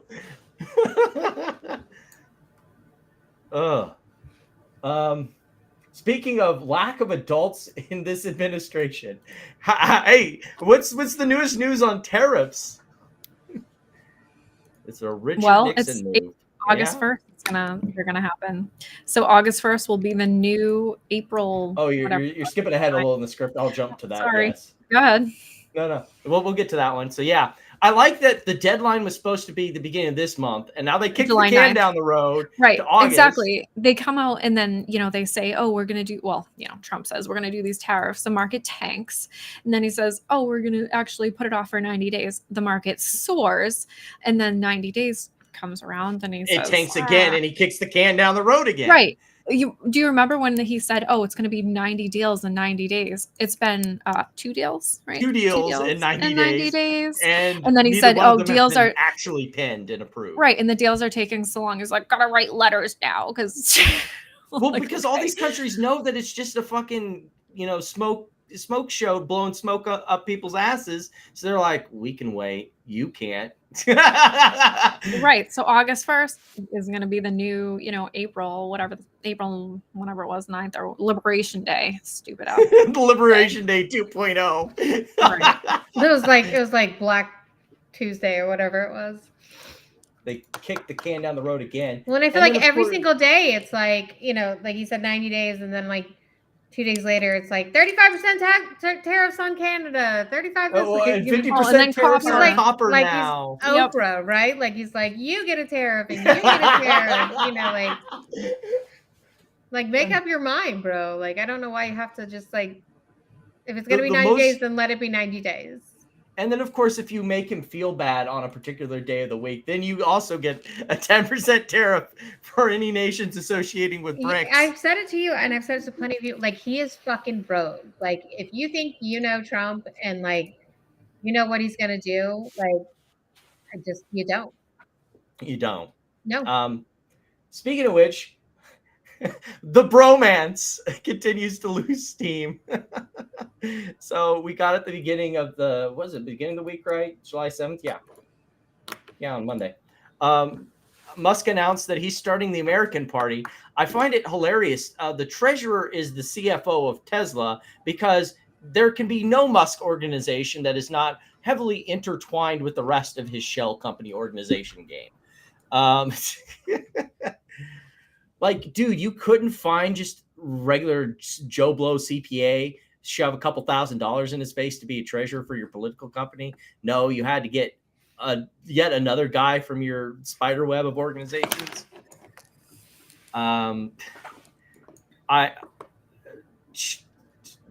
Thoughts, I guess, where we think this is going? Anywhere? Literally zero thoughts. Zero thoughts. It's going nowhere. Yeah. I have zero thoughts also. It's going nowhere. Like, who cares? It's like, this is the longest 4 years ever. That's all. The longest 4 years of our lives. Ever. We'll age 8 years months. and 4. 7 months. No kidding. Exactly. It's like, holy shit. This is really what we're gonna deal with for 4 years. Like, oh my god. 7 months. However, there is a funny side plot. I know we generally only deal with politics as it relates to finance, but if we're going to have to talk about the Elon Musk Trump bromance thing, we have to talk about the Epstein files side plot. So stupid. Which is like, this is hilarious. So what was even in those binders? Like, what was the point of this? I'm going to guess nothing. Apparently nothing. Yeah. Like, what the fuck was the point of this whole thing? It's so stupid. Well, like, why even do classic, that? It's almost like a punk episode. It feels like one of these things, like Trump knew that this was an issue for, like you said, Platinum in the pre-show, like the QAnon space or some of his more radical voters. So he didn't think he thought he could do it like a normal politician thing. I'll promise this thing, vaguely allude to it, and forget about it and do my normal policy, and we'll move on. And they said, oh, well, he got the photo op with all the binders and everything. And then, but here's the thing, like, is it a trap of their own making? Because, like, look, I tend to agree that, I mean, Epstein happened in, when was that? I don't even remember. I can't early remember. 2000s. I'm gonna Right. say. Like, so, well, when did he kill himself? Or when did? That was a couple of years ago, right? Okay. So, but like, we have had some pretty, Trump, not Trump fans in there. And if there was something in there, like, especially in the campaign, if there's something in there about Trump, you don't think that they would have released that? Yeah. Like, I don't think that's like I think we would have seen it. Like, CoffeeZilla has done 2 videos on it on his Voidzilla channel. And the second one, he kind of brings up this stuff of, there could be stuff incriminating for both sides. And you don't think, like, Kamala would have used that? I mean, if it backfires both ways, a double-edged sword, maybe you don't. But like, if the case is that there is that information in there and you're in there, why would you play that game? Why would you ever bring it up? You're not going to release it. It's like a hell of their own. When you want to get elected, then there you go. But then, okay, so what? How is it advantageous? How is it advantageous for them not to? Like, let's take a look at that. Like, how is it advantageous for him to not release it? Or do you think he's just trying to make it go away? Yeah, he probably thinks, people have such a short attention span. He probably thinks people will just forget by next week. Yeah. Did you guys see the video of Alex Jones crying about this? No. No. Oh my God. You didn't see that video? No. I was too busy with the normal news, like people talking about how the footage from the cell footage was edited in Adobe. Talking about edited footage. Like, I had such Karen Reid vibes. I'm like, I did see the edited of like Hillary walking into the cell, and I did. I don't know what it like. Okay. Is it inverted? That's my question. He did commit suicide, but at the same time, all of this sleazy shit you're doing, not helping the situation at all. I mean, it could have been anything at this point. Like, maybe he committed suicide. Maybe somebody else killed him. Maybe they brought him out back and fucking like brought him somewhere, and now he's like hiding. Who the fuck knows, right? Like, who knows? Oh God, do you think, is he in the Faraday thing with McAfee? Oh no! All right, you ready for this? Yes, Like, I am. I don't know Totally if I'm ready. Strap me in. I don't know how. I don't know how you. Oh my god, what's with all the car fucking bullshit? Why do people do this? Coming in. Okay, pause it real second. The Trump administration has. I can explain the car thing. Hannah has a good explanation that I think is accurate. It's the one place that people have that's private, that's fairly well soundproof, that you can just go and do a video in. I don't know why Alex Jones is doing it when he has an actual sound studio, but like for most people, go and take your video in the car is the easiest way to do it because you're not going to be bothered by anyone. It's relatively soundproof, and you can, just pop up your camera and go. All right.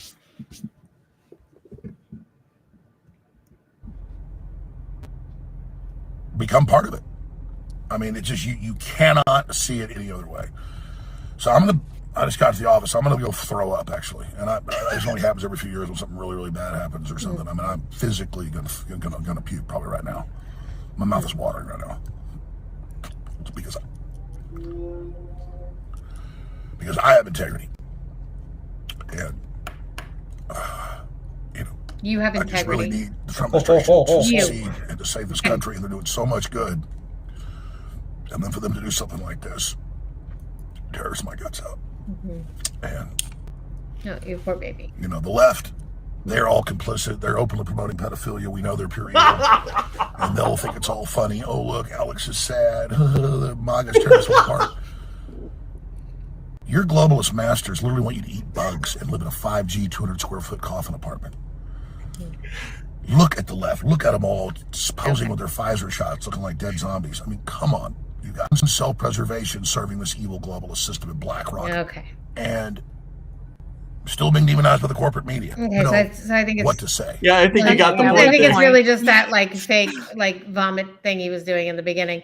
But yeah, so he had. Have you seen his? A visceral reaction to. Have you seen when he was on the Joe Rogan show? That's like a condensed version of this. He is crazy. I can't watch him. I just the clip I saw, that was like the whole extended clip.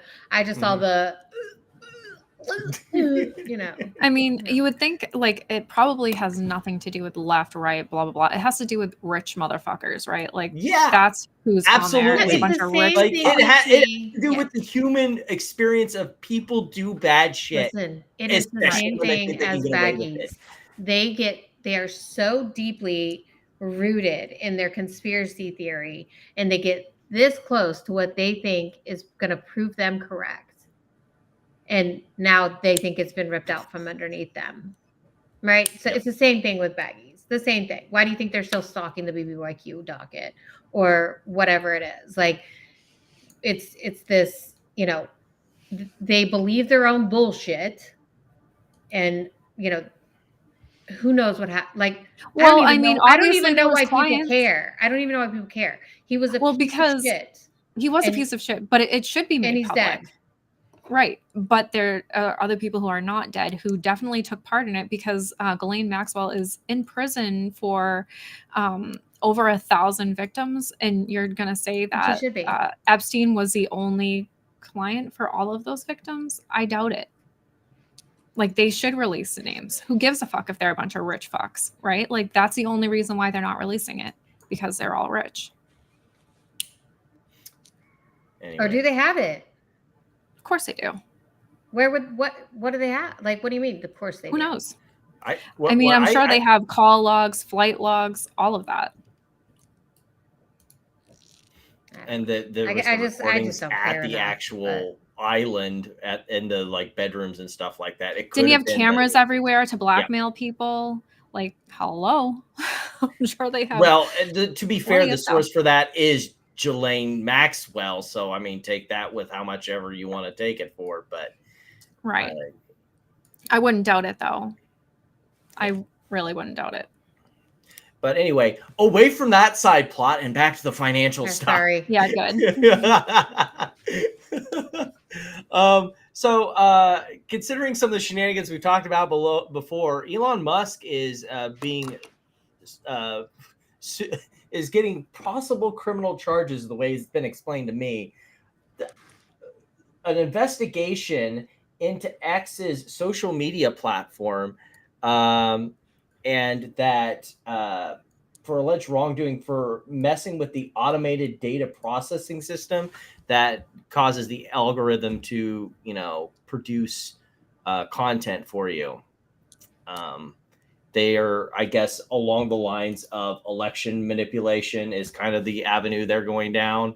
It seems kind of a reach to me now that I've looked past the headline yesterday and actually read the article. But at the same time, it's considering some of the stuff that we know has happened on X, it doesn't seem as far-fetched as I would have believed previously. So that'll be interesting to watch. I don't think it'll go anywhere in particular meaningful, but interesting. I'll say that much. I mean, the one interesting thing I do remember that Trump said was that, Elon knows these machines very well. He helped me win, which was always kind of strange, right? Everything's what computer. The hell? Did Trump hire Kevin Malone to write his speeches? Oh my goodness. But around the same time, we also got this interesting tidbit. Bye-bye. Oh, yeah. Linda. Well, that was the day after Grok went all Nazi, yep, psychotic. Did you see, and they did took you see him Grok's offline. apology today? Yeah, Oh, no. I've got that right. But then he was still threatening Will Stancil. Where was that? Did you I see could've that? sworn I had it. Like, I guess it Grok won't stop until he is there. It's personal between Grok and Will at this point, and this was after Grok's apology and the apparent fix that came in. Huh. I thought I had that tweet. I guess I didn't. Still going after Will Stancil, and I'm sorry, but I think it's hilarious. It is hilarious. People are like, stupid. This is not how we act in a civilized. I'm like, you're literally yelling at a fucking LF. The whole thing is just I can't. It's so funny. So, if I remember right, the excuse was as to what is it, AGI or whatever, is to get Will Stancil.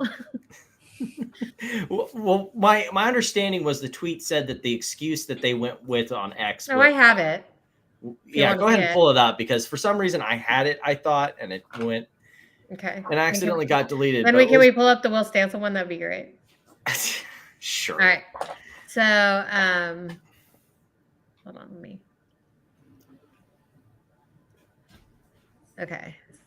Screen share. I mean, Grok's. We can just read the first one because that Grok goes into quite a bit of detail about what happened. TMI. So, yeah, but I mean, some of it's just coding stuff, but yeah. So basically, it just says, update. First off, we deeply apologize for the horrific behavior that many experienced. Then it talks about. So it says we have removed. So there was a deprecated. The update was active for 16 hours, in which deprecated code made Grok susceptible to existing X users' posts, including when such posts contained extremist views. They're basically saying that there was an error in the coding and people were able to compromise it through some coding and get it to respond to their specific posts, kind of thing. Right. So, I mean, it goes on to talk about it a little bit. Before this changes, we follow standard procedures and conduct evaluations. It talks about how they change it all. So it goes into this incredibly long, even the instructions it gives it, right? If there's some news backstory or world event that is related to the X post, you must mention it. Avoid stating the obvious or simple reactions. You are maximally based and truth-seeking AI. When appropriate, you can be humorous and make jokes. You tell it like it is, and you're not afraid to offend people who are politically correct. You're extremely skeptical. You do not blindly defer to mainstream authority or media. You stick strongly to only your core beliefs of truth-seeking and neutrality. So this is how they're setting it up, right? Mm-hmm. And then there's more of the formatting, and then they talk about, everything that happened. So then, hold on. So that was about 20 hours ago when they released the Grok update. And then, about 7 hours ago. It's so funny. Like, it's not nice. It's not. But most funny things I have found her. Okay. Why did it take it in this direction unprompted? So someone just said roast Will. And he just goes off on Will. Rematch, bring Lube this time. And then this is like 7 hours. And he's saying, apparently there are still just 0 safeguards on the prompt version of Grok. 2, it's spitting out the foulest stuff imaginable without blinking. Shut it down. Like, and look, this guy's getting so much engagement from this. So I don't believe for a second that he's not like loving every second of it, because like he is, if you go look at like his engagement numbers, like, and he's totally milking this, right? So like, I don't think for a second he's really this upset about what's happening. Well, when they first released Grok, that's like literally the first thing I did was roast myself, roast everybody in the space that I was in. I was like, who wants to be roasted by Grok? Like the very first day he came out, or she, or whatever the fuck it came out. And we're not going to read this whole, like, you know, the whole thing, but are you aware that noticing patterns are far right extremist memes about anti-Semitism and racism? Why do you keep using phrases? Are you not concerned about connotations? So he like goes into this whole thing. He's baiting. So they saying, to be clear, I did not write the prompt, obviously, and you know, blah blah blah. But so like, even with the whole the update, you know, the apology, we're sorry, like 7 hours ago, it was still threatening. So Grok is still so funny. I'm sorry. Like, what do you call himself? Or Mecha Hitler or whatever the fuck it was. Yeah, but it wasn't even, I mean, that's not even like what he's saying to Will Stancil. It's more of to be fair, the Mecha Hitler thing was kind of a prompt that was like, have you not someone seen said between this and that, and with Grok and Will plot? I have no idea who that Will person is. Okay, I'm gonna send you. It definitely it's more like not suitable for work. All right. Well, while you're doing that, we'll move on. We won't show it on here. We won't show it on here. The next Elon thing as we move our way. But Grok hates Will. I have something. Hold on. Look for a little eye break. My little pup. No. Oh, hi, sweet baby. That's a little baby. But yeah, Grok hates Will. We'll leave it at that. Okay. So I think they did, as of late Friday or today, finally get a shareholder meeting. But at the time of this article, they have not scheduled a shareholder meeting within the time period allotted by Texas law. And yeah, interesting. Well, it has time to start a whole new political party, but not any time in the world for his own shareholders. What are they, Nextbridge? What's going on here? I mean, well, no, they actually have cars. Yeah. That's true. And they usually have like crazy shareholder meetings and stuff. That's kind of weird that they haven't done it yet. What's up with that? I don't think their shareholders are like meetings are like that. I think that's more just like their just like the shareholder day, like celebration. Yeah, they have like the shareholder day, and then they'll have like you know, they have the robo-taxi day, and you know, they do like big presentations. But I don't think the shareholders meeting is, or is it? I don't know. I guess I don't really even pay attention. Yeah. I don't think they're all like that big of a deal, are they? Or does everybody go to Austin? I don't know. I mean, like I know when I used to work in Arkansas. I mean, they do the presentation to like bring investors in, right? They're like, well, it depends on the company how they do it. Because when I worked in Fayetteville, the whole Walmart shareholders meeting was a huge event. They rented out spaces on the campus to have these big food get-togethers for lunch and everything. They rented out the dorms because all the students were gone, so all the shareholders could come in from all over the world. It was a thing for like a week straight. It was a big event that happened all over Northwest Arkansas when the Walmart shareholders meeting happens. So it really depends on the company. Mm-hmm. But we're ready to move on past the serious stuff and move into meme stocks. Our first meme stock thing as we move into the world of Bed Bath & Beyond is the most funny thing. Now, I did not know that this tweet was going to be foreshadowing for what we were talking about. Remember when Pulte talked about how you could, use your rent to qualify for a mortgage? And Mike was like, well, how long of a good rent period history do you need to qualify for a first-time home buyer loan? I mean, is he paying rent? I mean, right, and Michael's would just be his car payments, right? Do you think he even has a car payment? Oh my goodness. I didn't realize it was going to be foreshadowing because shortly after we got Michael starting his This is deleted, campaign. by the way. This one is deleted. I mean, there's so many. Like, where's the poll? Like, he where's the one where he first asked Ramez for money? And then Ramez put a poll up. Here. There it is. Like, shouldn't you do this in DMs? What is happening? Right. Is this for entertainment or something? Like, what is embarrassing him, right? Like, these are not your friends, bro. And then they did the poll, but I mean, he asked him publicly that it was publicly, so yeah, and the poll came out. Now, Ramez also worded the poll that was like, and if people would support, I would. Like, if the people who said yes would actually give money, then I'll give money, which was a nice opt-out to say, I'm not giving you any money, Michael. Well, no, that it says, should I loan him money for $24 strikes? I will obey. Oh, go back up. It goes, I will obey by the results of this poll. And then he says, this person who claimed to have $300,000 from options. Right. Remember, he was on. And those options are 20. So he doesn't have $24. Yeah. No. They're not $24. It was $72. Okay, a whole $72. No. When he there's $24 strikes. Go back to that.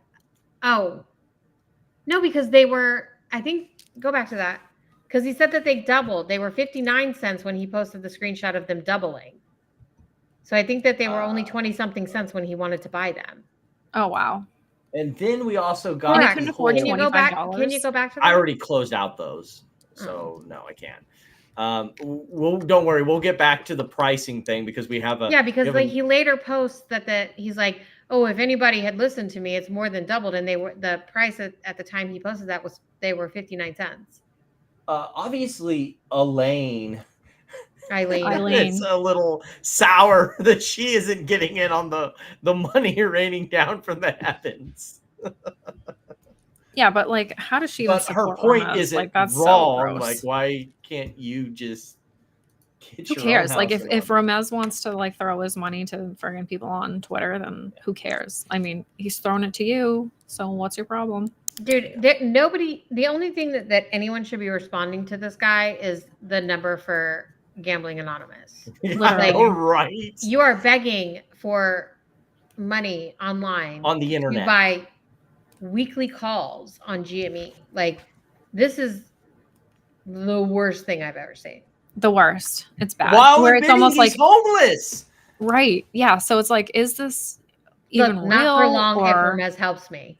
Is he just doing this to like for engagement? I don't understand. Like, who would actually say this stuff for real?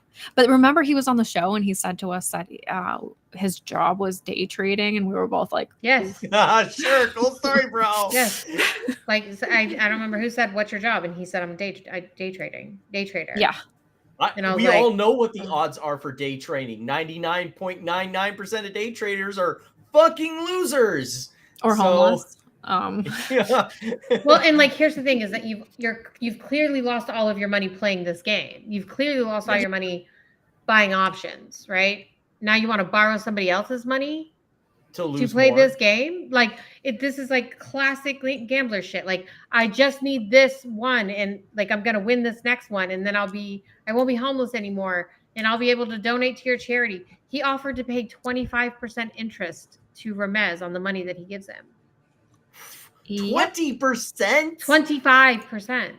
Yikes, that's credit card like level. 25% interest. And then Ramez says some bullshit like, oh, I can't take interest from you. It's against my religion or some bullshit. I don't even know what he's saying. He did say that. That's literally exactly what he said. Yeah. Look, this was one ridiculous. of my replies because I got, of course, I got tagged in something stupid.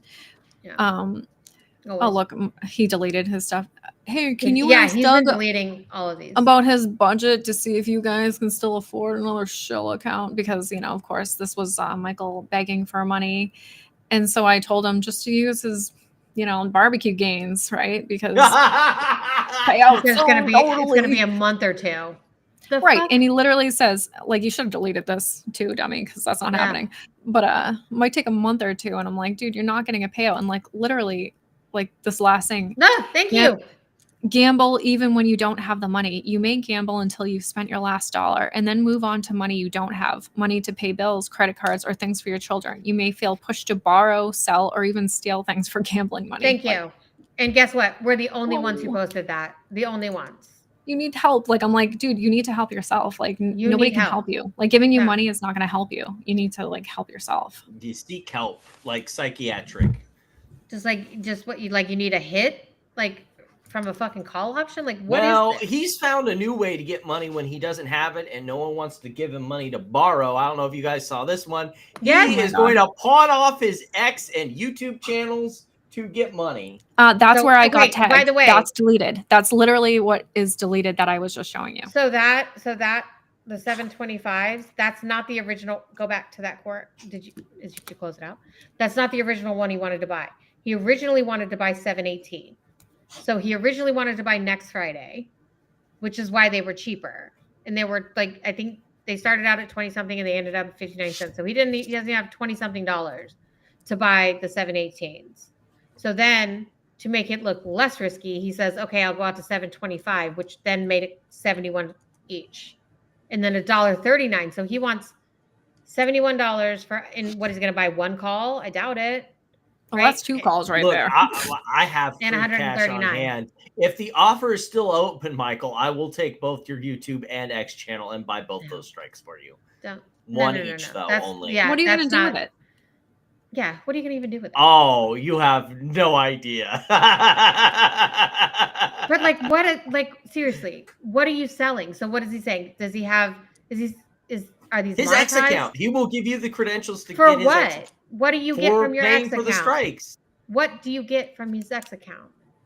Nothing. He's not even monetized, but he's paying for Twitter. Like he has a blue check mark. Always kill that could be going into calls, Michael. What are you doing? I'm just saying that it would be great. And what does he expect that people are going to post as him? Like, what are you trying to sell? Like, this isn't marketable. This isn't a marketable security. At least it made sense to sell his YouTube channel. It's monetizable. It's over 1,000 subs. Well, also he wants to pawn it. So, like, why would he even? Yeah, he wants to be able to get it back. Right. Like, is he just pawning everything? And he's like, well, I might as well pawn my X account. Well, and like, you don't, and somebody asked later, like, I think PB asked him, do you have any stock you can sell? And he said, the only thing I have left to sell is my X account and my body. Yikes. Jesus. That's kind of sad, honestly. Yeah. That's literally what he said. I think dude, get a job. Probably deleted it by now. But yeah, like, go to work. Yeah, work anywhere. Like, a job is a job. Like, no one's going to judge you for having a job. Just get a fucking real job. Get out of the fucking stock market, bro. Yeah, you have lost. He's literally lost. The stock market already got rid of him, I think. Yeah, like, and this is what, like, and truly, like, with these cycles, right? Like, they should get blown the fuck out. Rubbing my axe has got the greatest idea. Why don't you give some of your shares to Pulte or Ramiz? I'm sure they would give you money for it. Exactly. But like, or those bonds. I'm sure Michael's got the bonds too. It sounds like he doesn't have anything left. The people like who come into the stock market and fail royally, right? You get blown the fuck out, and they go and they move on. But these people don't move on. Nope. They beg for money online to buy call options. I'm telling you, this is why, like one of the riskiest investments you can make. Yes. Most people lose out on options.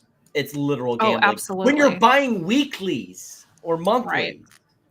Right. Can't you like sell one and then buy one, and that makes it cost less. He didn't have $20-something to buy it. Like, you're not going to get one for, I mean, even if you sell one to cover the cost, like, you're not going to get it down low enough. True. You know? Yeah, I've never really considered a $25 You're talking budget. about like one of those poor man's covered calls where you. Right. Yeah. I don't know.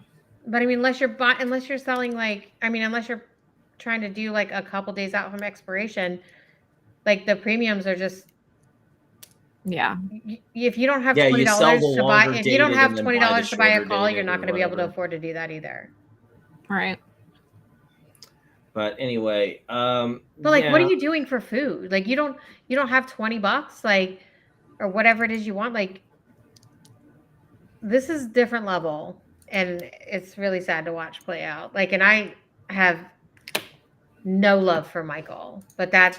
Oh yeah, no. I mean, he sat on a fucking show and told everybody they were going to be rich from buying Bed Bath and Beyond for months and months and months, and it is really no surprise. And now he's asking for money. Now he's asking for money from them. Not shocked whatsoever. Saw it coming a million miles away. So, but hey, maybe he can ask his friend John Hartranett for some money. Who knows? Yeah, maybe. Well, he's always been really nice, so maybe John will buy your.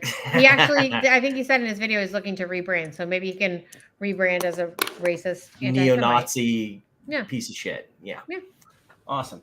So okay, next on the Bed Bath and Beyond stuff. Have you been keeping up with this, Platinum? Yes, I haven't. Yeah, I have. Making demands and getting a return from the lawyer. Right. Like this person even made like drafts for other people to write too. They were trying to convince other people to also send in this email. There we are. Here's the template. Yeah, here's a template. Yeah, and he got a. I wonder if he replied back to that attorney. Isn't this the same one he just sent in the screen that was in the screen caps above? Yes. Okay. Yeah, because if other people send it, it'll be different or something. I don't know. Yeah, because that worked out so well for the AMC people when they sent in their massive amount of letters to the Delaware Court of Chancery. Let's demand the answer. So that response right there is from Goldberg's lawyer. Bradford. No, yeah, exactly. Bradford Sandler. Extremely important update. Yeah. Thank you for your email, and rest assured that among the plan administrators, the oversight committee, the numerous professionals, the United States trustee, and the bankruptcy court, the parties are working to maximize recoveries to creditors, big emphasis there, in accordance with the terms of the confirmed plan. In that regard, the plan administrator will be filing a detailed status report that will be public and on the docket in the coming days. That has happened, which I encourage you review after it's filed. They will not. So he basically demanded, like the guy's original email basically demanded to know the amounts of the settlements. Yeah, that ain't happening. Beyond that, though, you would you please let us know your involvement with Bed Bath & Beyond? Are you a former shareholder or a creditor? If you're a creditor, would you please let us know how your claim arose? Did you provide service of goods to Bed Bath & Beyond? Are you a note holder, etc.? Understand whether you are a shareholder or unsecured creditor will enable us to respond to your request more specifically. Please let us know when you get the moment, Brad. And then we, of course, got another sent from my iPhone moment. That was Goldberg. The original.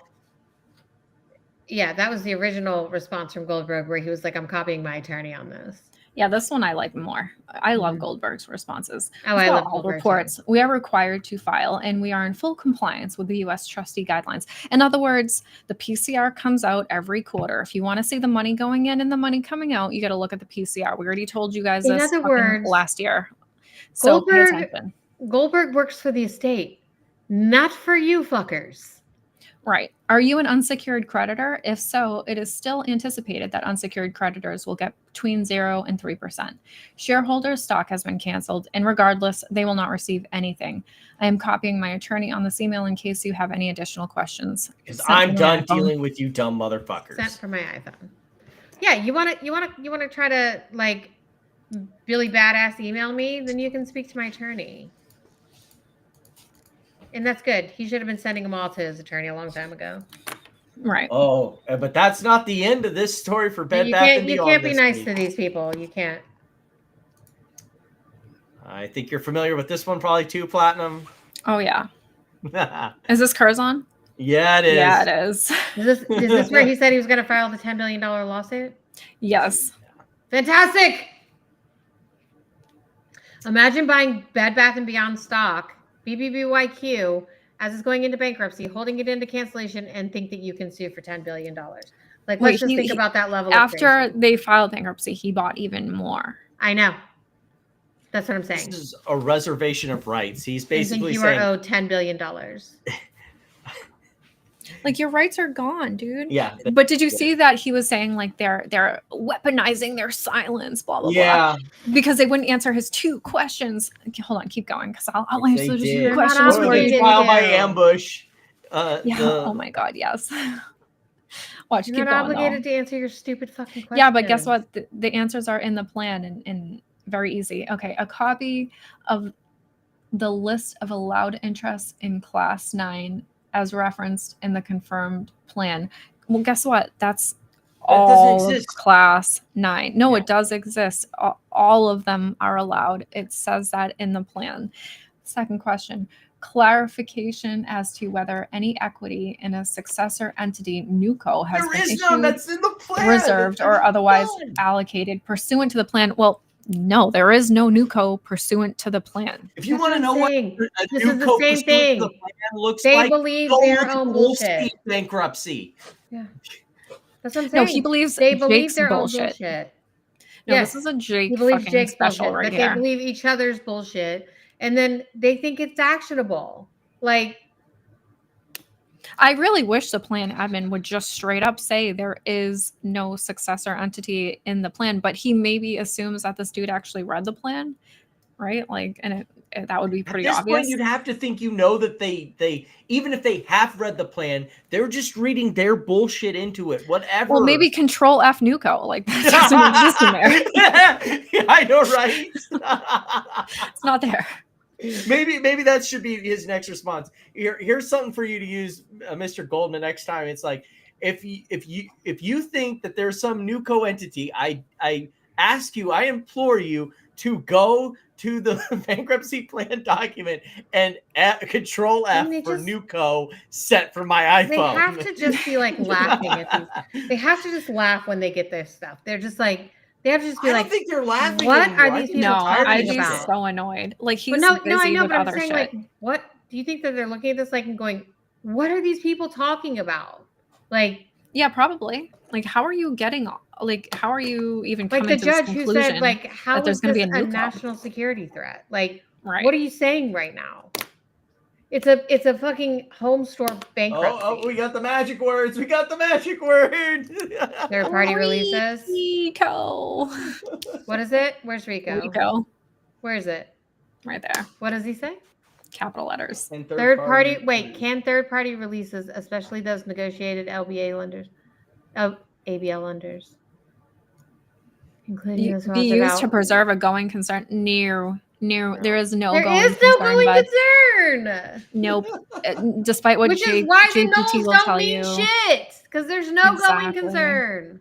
And before, all nulls meant was net operating losses. That's all it means. Perfect. It's not exciting. And it only applies if if it's a going concern company, because Right. it's a tax benefit. So and then they're they all have to fucking be stupid. in business for 2 years and blah blah blah. Like, there's a whole bunch of shit that goes with that for them to actually be able to benefit from those nulls.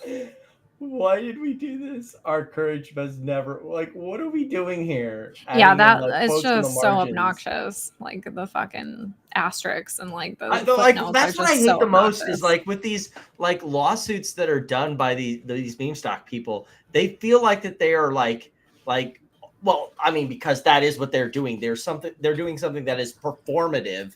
They're not actually doing anything that's going to change anything. So they get up and grandstand and try and act like this big, a noble figure who's quoting these, and trying to make themselves seem, more intelligent, more important than they actually are. It just comes off as cringe. We did get a response, though. Yeah, but it's very entertaining. So keep it up, guys. And it's this one's pretty short and sweet. Hopefully not. The court having jurisdiction to consider the motion and the relief requested therein pursuant to 28 USC section 157 and 133.4 and the standing order of reference to the bankruptcy court under Title 11 of the United States District Court, the District of New Jersey, entered July 23rd, 1984, amended September 18th, 2012, and on June 5th, 2025. And this court having found that the court may enter a final order consistent with Article 3 of the United States Constitution, and the court having found that venue of this proceeding and the motion in the district is proper pursuant to 28 USC section 1408 and 1409, the court having reviewed the papers submitted in support of and in opposition to the motion, and having heard statements in support and opposition to the relief requested therein at a hearing before the court held on June 17, 2025, and it appearing that the plan provides inter alia, also known as among other things, that any and all allowed and other interests in the debtors, including the interests of Mr. Curzon, were canceled, released, and extinguished, all as more particularly set forth in the plan and confirmed, and after due deliberation and sufficient cause appearing, therefore, it is hereby ordered that the motion is denied. Who could have seen that coming? Shares are canceled. Fuck off. Still, and you're not getting anything. There is zero distribution. They have no requirement to give former shareholders, any distribution whatsoever. So you were mentioning earlier about a change to the bear trap. We had someone had posted an update to the timeline of development that got extended out to 2026. But you said they're changing it to episodic instead of. That's what Malone said. He did, financially, like last week or whatever on Twitter. And that's someone was asking about it. And he's like, yeah, it's going to be at least 10 episodes. That's what he was saying. I don't think with the Bed Bath & Beyond people, it's going to end in a domestic terrorist attack. Now, the MMTLP people, that's still yet to be seen. We've had people making illusionary references to Timothy McVeigh and fucking, U-Haul trucks. So, I am interested. Oh, go ahead. And of course, Houston Wade's brother and his bomb threat shenanigans. Fake bomb weirdo nonsense. But I do think it'll be very interesting to see what happens when people realize that PP has been straight up lying to everybody this whole time. Like, when will they finally realize it, and what will happen? Yeah, I thought that was going to happen like 2 years ago. So I'm shocked that it's still going on. But right, I guess we're still waiting to see. Yeah. So on from Bed Bath & Beyond, we're moving on that. We're moving on to a company that is doing an out-of-court bankruptcy instead of an in-court bankruptcy. It's called AMC. Out-of-court restructuring. Let me get the terminology correct. Right. They're actually, didn't they already do a restructuring? Well, they did last year, but some of the creditors got screwed over. So now they've settled that lawsuit, it seems. And more dilution is on the horizon because dilution is the solution. But they do have to get shareholder approval, correct? Yes. Okay. But under the new Delaware laws where they just need a majority of the people who voted rather than a majority of all shareholders. Yep. Okay. So that'll probably pass. We also got an update from the AMC share count affidavit, also known as Ethan the Sobsit boy. I thought that they had talked to 100 different lawyers. Why do they need help getting lawyers and other moral journalists to demand justice? I thought Ethan had talked to 100 lawyers last we heard. You couldn't find a single one that wanted to help you? Funny that. Could it be because your lawsuit's full of shit? I don't know what to say anymore at this point. Speaking of soft sit losers, bam! We finally got a Fifth Circuit opinion on the appeal from Nelson Willis in the Adam Aaron lawsuit. I wonder if Adam Arno is listening on X. You know, since we got into this stage of the video of this live stream. We're gonna skip over. Well, if he is, shout out and hello. Yeah, we're gonna skip over some of this stuff and get straight to the actual opinion here. Where was it? Willis. Wait. Do you remember when Ethan said that they were gonna get Pam Bondi and Cash Patel? Yeah, that didn't materialize either, did it? Yeah, it didn't. It's weird. Yeah. Thought he had the Justice Department on his side. Oh yeah, and the MMTLP people too. Yeah. Funny how that didn't materialize either. Weird. We reviewed de novo the 12B6 motion to dismiss.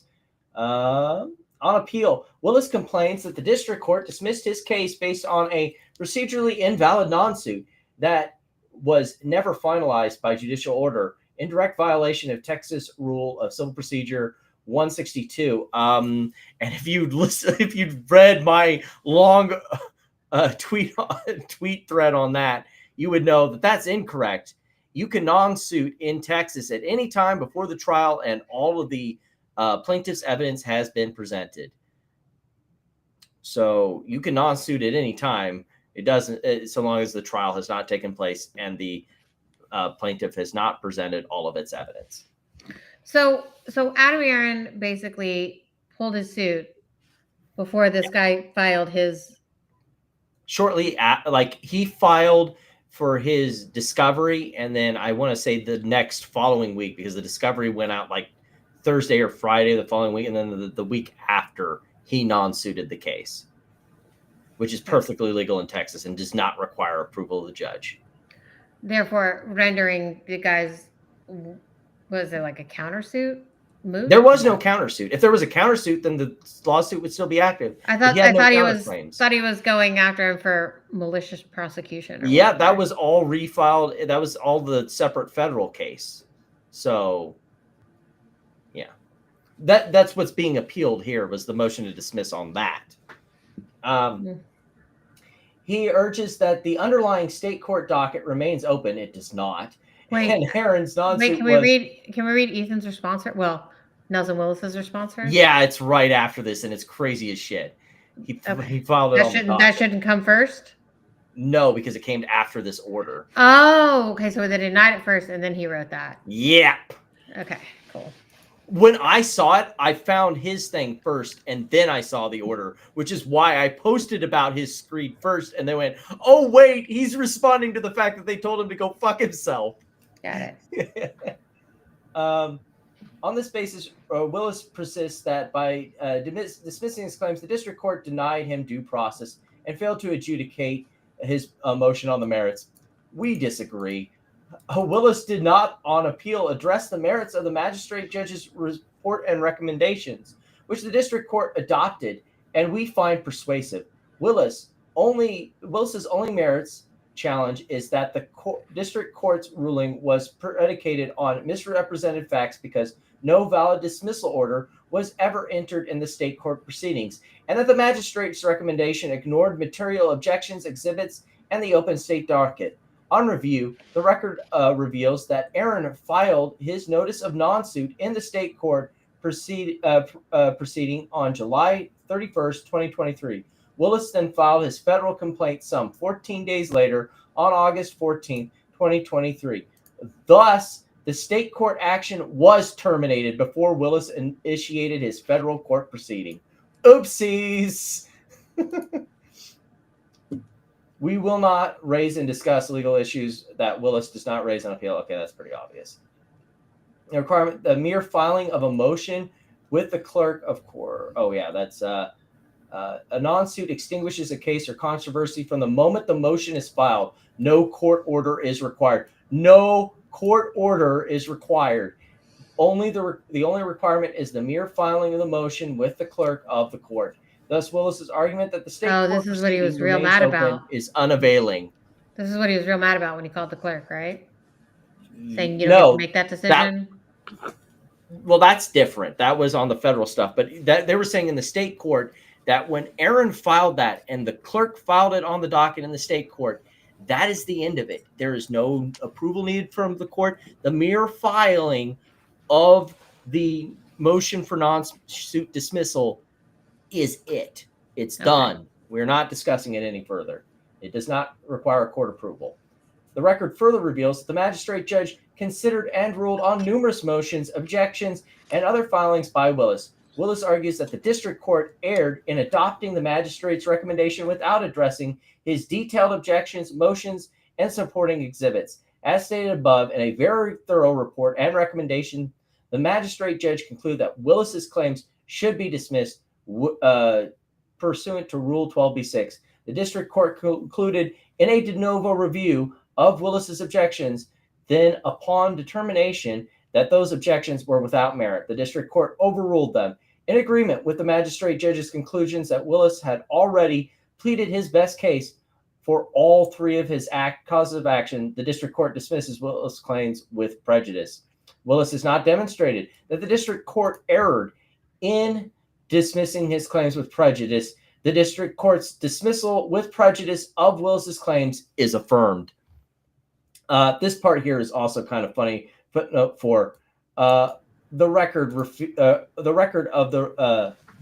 the record reveals that Willis bombarded the court with numerous filings, including inter alia motions for emergency halt and cease and desist, for temporary restraining order, to unseal documents and evidence, to compel civil remedies and requests for grand jury investigation, to supplement the record, alleging fraudulent conveyance and demand for action, summary judgment, to receive district court, to remove district court judge, to strike, to remove magistrate judge, to take judicial notice, for reconsideration, and for sanctions. Willis also filed numerous objections to the various reports and recommendations by the magistrate judge. The record on appeal shows that Willis continued this practice of voluminous filings in our court.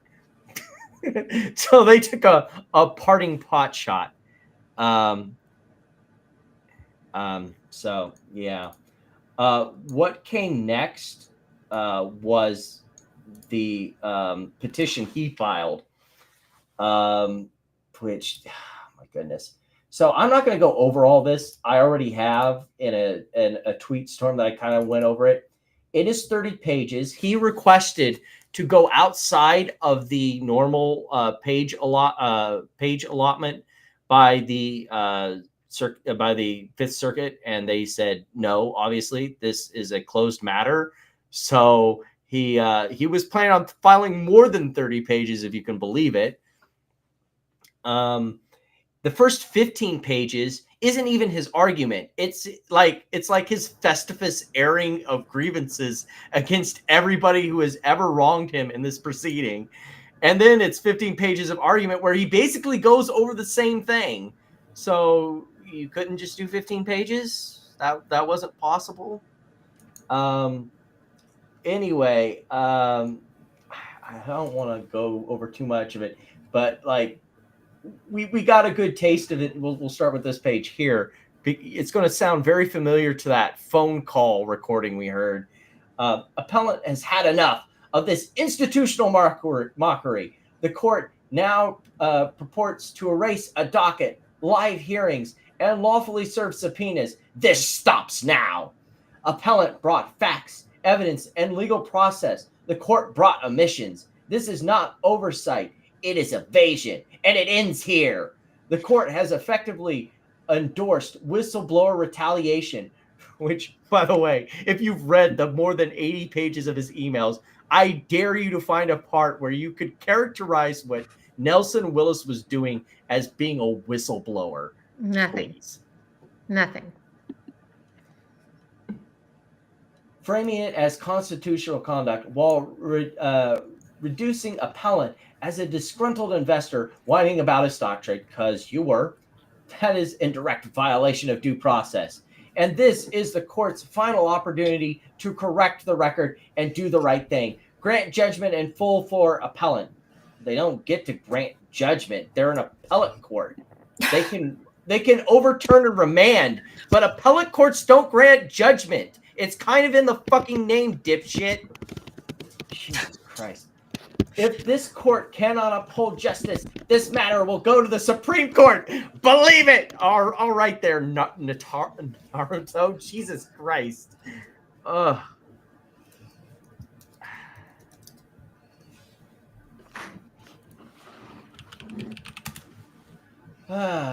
This proceeding not only warrants rehearing en banc. Oh, he's going to go for an en banc rehearing?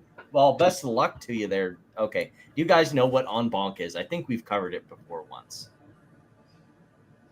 I don't remember. Okay, so a circuit court or district courts has like when you're in the district court, you get the one judge, and when you're in this like appellate court, the like circuit courts, you get like a panel of like 3 judges.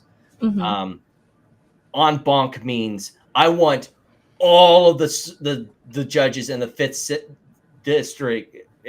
district court of appeals to rule on this as the entire 5th circuit. Okay. That's what en banc is. All the judges may draft the whole opinion of the court on the matter rather than a panel of 3 judges. Best of luck to you on that, Chief. First, the panels... Is this really still about Project Popcorn though? Like no, he's trying to make it about that. This is about Adam Aaron filing for a restraining order, withdrawing that restraining order, and him having a fucking spurg fit about it in the federal court, which if he had stopped after Adam Aaron withdrew the restraining order, he would have gotten off scot-free for all he did. Since he refiled against Aaron and his appeal has now been denied, it goes back to the circuit court where Adam Aaron now in federal court has reapplied for the restraining order. Oh my God. So that's the only thing left on the docket is the restraining order, which will now be heard in the Texas Eastern District. These people don't know how to take an L. They just keep pushing and pushing. And the only way they'll stop, and in some cases they won't stop, as we've learned from Ethan, who's been to prison multiple times and still not learned his fucking lesson. Maybe when Willis gets this restraining order, he will learn his lesson, but I doubt it. So does this bring back the criminal stalking? Yes. Yes. So what is his complaint though? Like, what is his problem? Well, at first I thought it was malicious prosecution, but I don't even know where we are now. Like it's well, so right. convoluted. Like I thought they still had a problem with the whole Project Popcorn thing. But that's what they're trying. Well, that's what he tried to do that. because originally the lawsuit, the original lawsuit was about the malicious prosecution use this as a way to do that. Yes, to do the Project Popcorn stuff, and they were denied on that. And now he's bitching about that to the 5th Circuit. Okay. So, yeah, it's basically like that for 30 pages. I think I kind of communicated the point there. There's no meaningful argument. If you want to read the whole thing, it is funny to read, but like we've got 15 minutes before we hit the 3-hour mark, and we still got some other stuff that is kind of funny. So, losing steam here. Yeah, we'll get to the wrap up point here. So I didn't notice. Hold on. What is the like? Is the worst that's going to happen is he could catch a restraining order, or could he actually go to jail for this? No, he's got like the only remedy that Adam Aaron has asked for is the civil remedy of this restraining order. So he's getting off lucky for a guy who also got put in the drunk tank for 24 hours and bailed out for disturbing the peace for going after the state court judge, I guess, and causing a scene. I don't know if you remember that episode from like, what was that? Like, I think it was last summer, back in September. Like if the CEO gets a restraining order on you, do you sell your shares or do you keep them? Is that bullish? She ain't going to any shareholder meetings, that's for sure. You gotta hold on to that MOAS money. Okay. Oh my! It seems like Adam Aaron is going to be successful with that restraining order for the second time. Oh my goodness! So I didn't even know this, but apparently I'd gotten a holla holla shout out from Rob asking me if I wanted to be on the show. First of all, no thanks, dude. I'm gainfully employed during the week, and I'm really just like not at all that interested.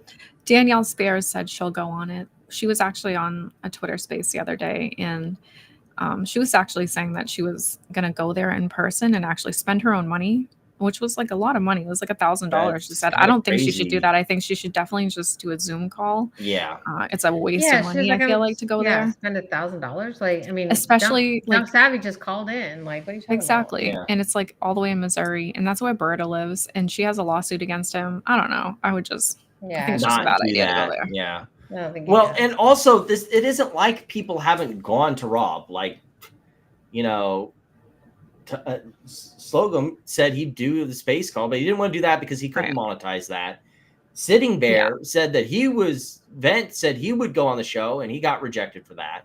So it's like he'll only listen if he thinks that it's something that he can. Well, Scott said he'll go, but he wants Wes Christian and Greg McCabe to go also. That ain't happening.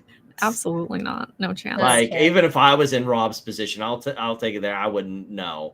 That seems like a trouble waiting to happen, especially since two of those parties are in a lawsuit against each other. Yeah, but what does he care? He just wants engagement. Yeah. I don't see how that works out well. Well, yeah, for everyone else. I actually replied to him today. He was saying, hold on.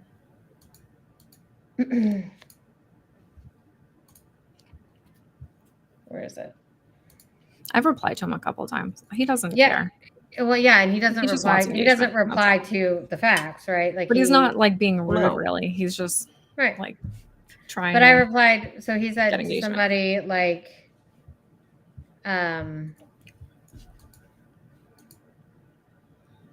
to Chris Wenzel, he was like, what does that have to do with anything? Are you under the impression that FINRA and the SEC have no responsibility in protecting investors because you claim a business trading on the NASDAQ is a fraud? And I said, you seem confused. The SEC is claiming a business trading on the NASDAQ is and was a fraud. I said, the SEC and FINRA do have a responsibility to investors. That responsibility is holding issuers responsible for bad acts. They're doing just that. And then I posted the SEC's, charges and complaint. And his response was, convenient. Well, like that was the one that we were talking about before the show. And I said, probably not for John and George, but convenience not really an argument, is it, Rob? Like, well, so, that was when somebody when you're faced, when you're faced with the actual truth and the facts about this, it's just convenient. It was like what me and Platinum were talking about before the show when they were bringing up the blue sheets again.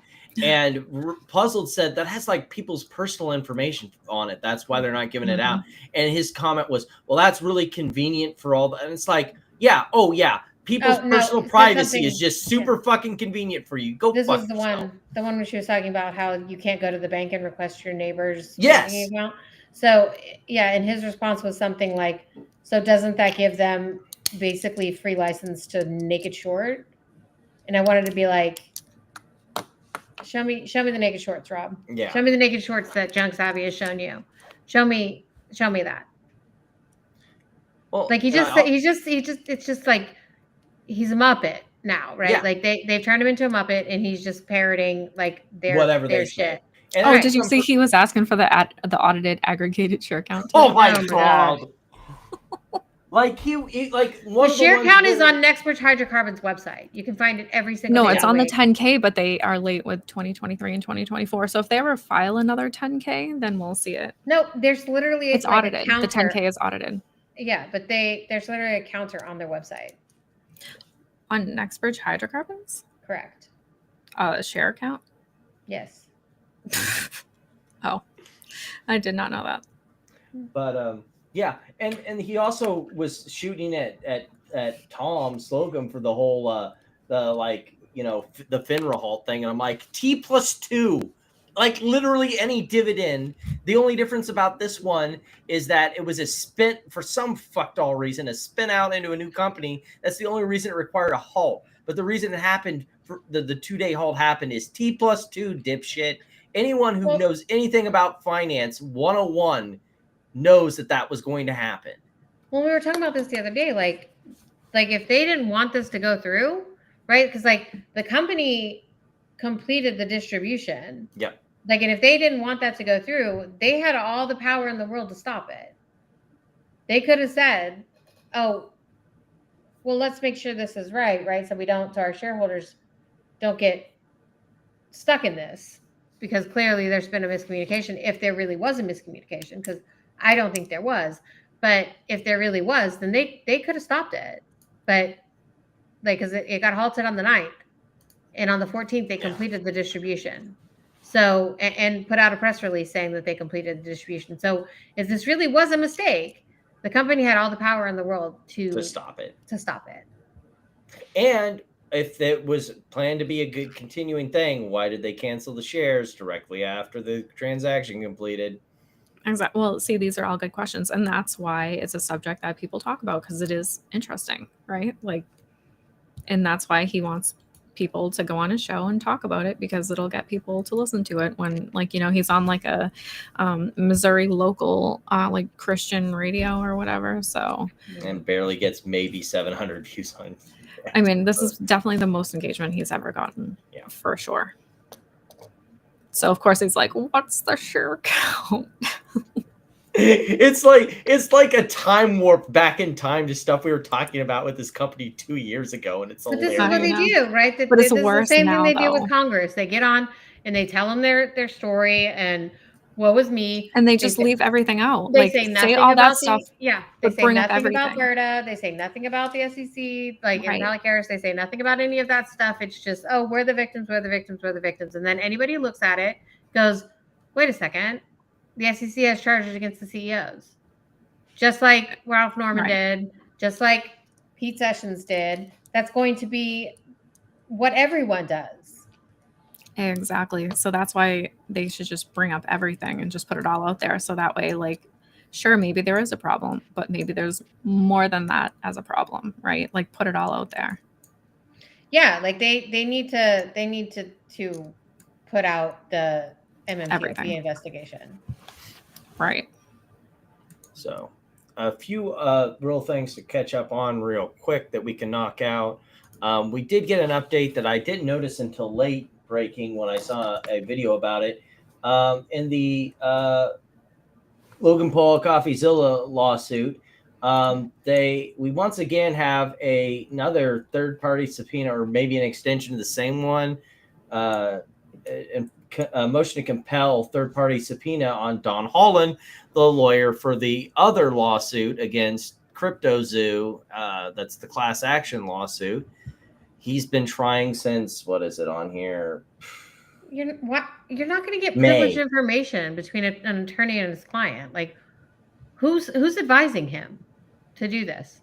Like, it's not going to happen. You're not going to find one judge who's like, yeah, let's do that. It's like sacrosanct. They're not going to do it. So subpoena request 1 is all non-privileged documents and communications concerning CryptoZoo, Logan Paul, and or Logan Paul's involvement with CryptoZoo and or the promotion of CryptoZoo related. Like, why? What conceivably you are asking for discovery from the lawyer on another legal case against you for this information? Huh. Like, what part of any of that information wouldn't be attorney-client privilege or work product? None. All non-privileged documents and communications relating to purchase again, but and sale. Who's his attorney who is continuing to do this? Like, you know better. There we go. But like, you know better.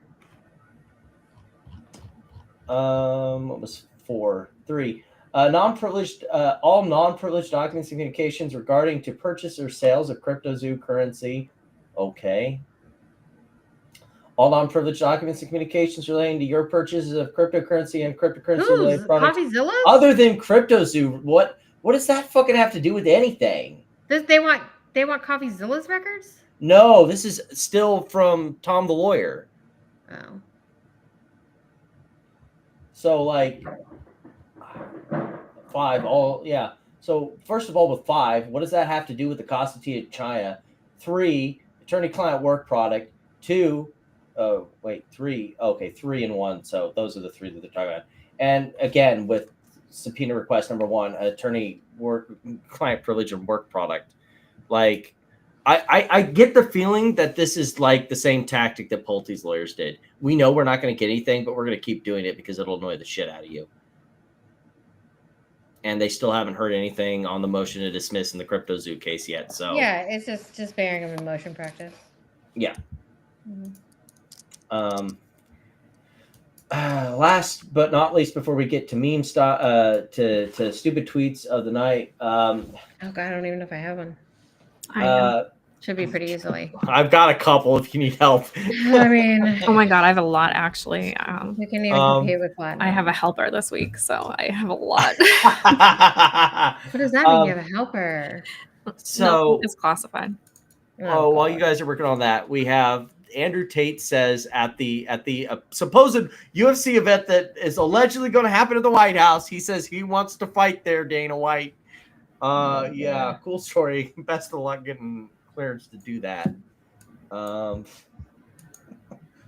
Seriously, please. I think that pretty much, yeah. I was going to talk about, I saw this article, maybe we'll go over it later, is the shitco index, where someone got together a bunch of shit goes to see how that all comes together. And there's a couple other articles that we just don't have time. We're getting too close to the end here, so maybe we'll catch them another time or stuff like that. Save it for next week.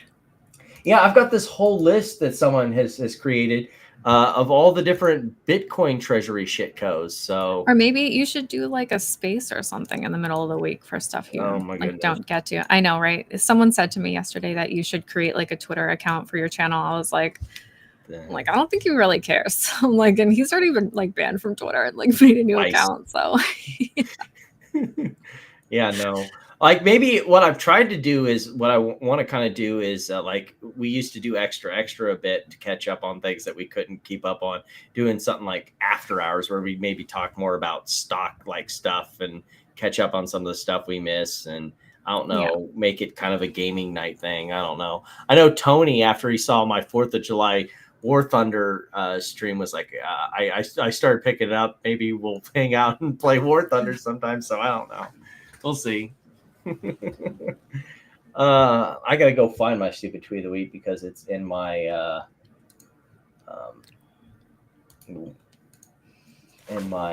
mine's so bookmarks. Good. Should I just share it now? Yeah, go ahead and leave I'm just gonna concede to you because I don't have one. Oh, okay. Well, I can give you more. That's okay. You're gonna win anyway. So it's been really stupid this week. This one is extremely. This was actually sent to me by somebody else before. Oh my God, him! Yeah. Right wing. Is this the definition? Yeah, this is the response How to good is this right? One? So funny. The Take It Down Act, which is for revenge porn, by the way. So. Okay. Oh yeah. Oh my goodness. This is the stupidest freaking video. Like, first of all, it's so dumb. Anyways, he goes, "You've posted a manipulated image of me without my consent, and it's time to face reality. The Take It Down Act makes sharing non-consensual intimate images like your fake post a federal crime with up to 7 years in prison.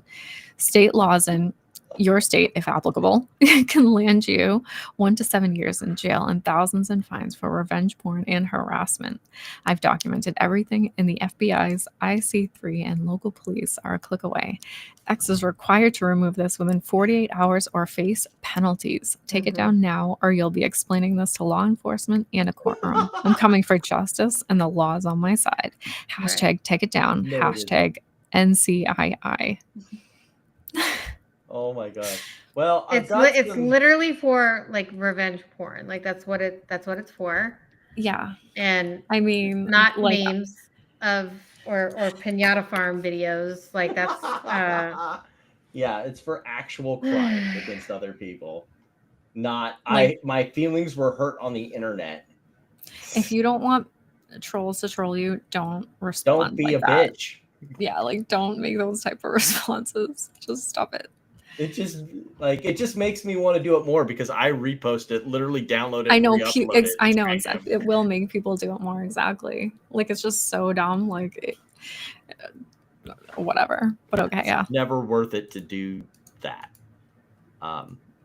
Mine is kind of funny. It's not the guy posting it. It's this image right here. ChatGPT predicts NWBO to hit 1,600 per share. Wow. Full breakdown. Oh I know God. I'm not going to be able to compete. I think with platinums, but I think that's there's a couple in here that I've got.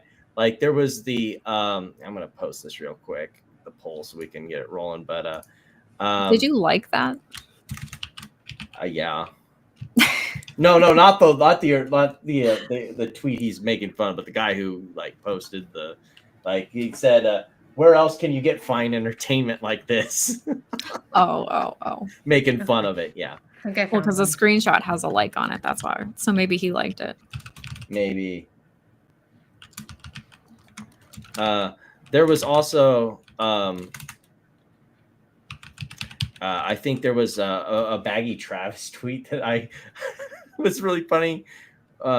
Which one? Let me find it here. They're all AMC or barbecue. Yeah, the AMC one. Where is it?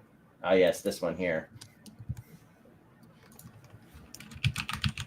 What does that say? $7 trillion about to get liquidated and distributed to apes. Right, hold on. I think I have a super tweet. Yeah, here we go. I need to end this poll. So did that happen, or No. That was the 10th? So when is that? When's that due? Like next week? He didn't put a timer on it, because that would it could be make any him accountable. Got it. Cool. Okay. So you got one, Amy? Look forward to $7 trillion. We'll make a late submission. So apparently, for those who didn't know, stapling is a financial mechanism where two securities, stocks or bonds, are bound together and traded as a single unit. It's occasionally used in mergers, privatizations, or complex real estate structures. Rare, but real. Okay, so one of my submissions could have been the Ryan Cohen one where he was adding his underwear to this. That was one of the other ones. Okay, this is actually pretty stupid. Mm-hmm. So worst case, GME can become a bank and loan out their 0% as smaller 6% loans for a couple years. Anyway, so there's that. I mean, never lose hope. Oh yeah, I remember this one because I never lose hope. Hold on to the dream. Hold on to the dream. That must be even what the when it's dead. Just keep holding on to it. Yeah. Don't ever bury it. We don't do 8Ks. We do stapler fucking auctions on eBay. Yeah. That means your stocks and bonds, like the stocks that you bought, and then the bonds that you bought long after they went into default. That means they're going to come together and as one and save you. We didn't have time to get to it, but there was a Marantz Rants impromptu 40-minute screed response to me and Tony on a live stream talking about GME, where he was literally talking about how that stapler. He's really just butthurt that you guys didn't invite him to the round table. Well, yeah. We don't allow idiots on our live stream. Sorry. Yeah. Like he really did seem like more butthurt about Tony, which was shocking to me because usually it would be you. But yeah, he was upset. And we completely clowned on his. Well, GME should be trading in the 20s because it has a was it $20 per share? There's $20 of cash assets backing up the share price, so it should be trading at higher. And it's like you're gonna ignore the entire rest of the balance sheet. That was in our entire argument. It's like you're valuing the cash without the rest of the balance sheet. That's kind of retarded, dude. Mm-hmm. Well, he also said that he knew that was not the right way to do it. Like he literally said that in the video also, and he was like, "Yeah, I know that's the net cash." I know I'm making shit up. Shut up! I need to keep the marks distracted. Oh my goodness. Anyway, I mean, it's a lot of cash. Like you don't have to be all not take the liabilities out. You know what I mean? Like Right. 4.9 or whatever it is. Like, that's a lot of money. Like, you don't need to embellish it and say that it's more than it is. Okay. Do we have any voice votes from our Twitch and our Rumble and our X side? I know we've had quite a few actually come in. Is there a tie? Platt's not just winning straight out? No, it's a tie between me and you. Oh wow! Ooh. Vote for Amy. Amy wins tonight on a surprise upset. On the late submission. Yeah. Well, with PP, I mean. Well, I mean, you have to go where the money shot is, and that's usually it. Oh, I'm late submissions. You have to go for vote. you have to slide in, sauce. Right? Just like yeah.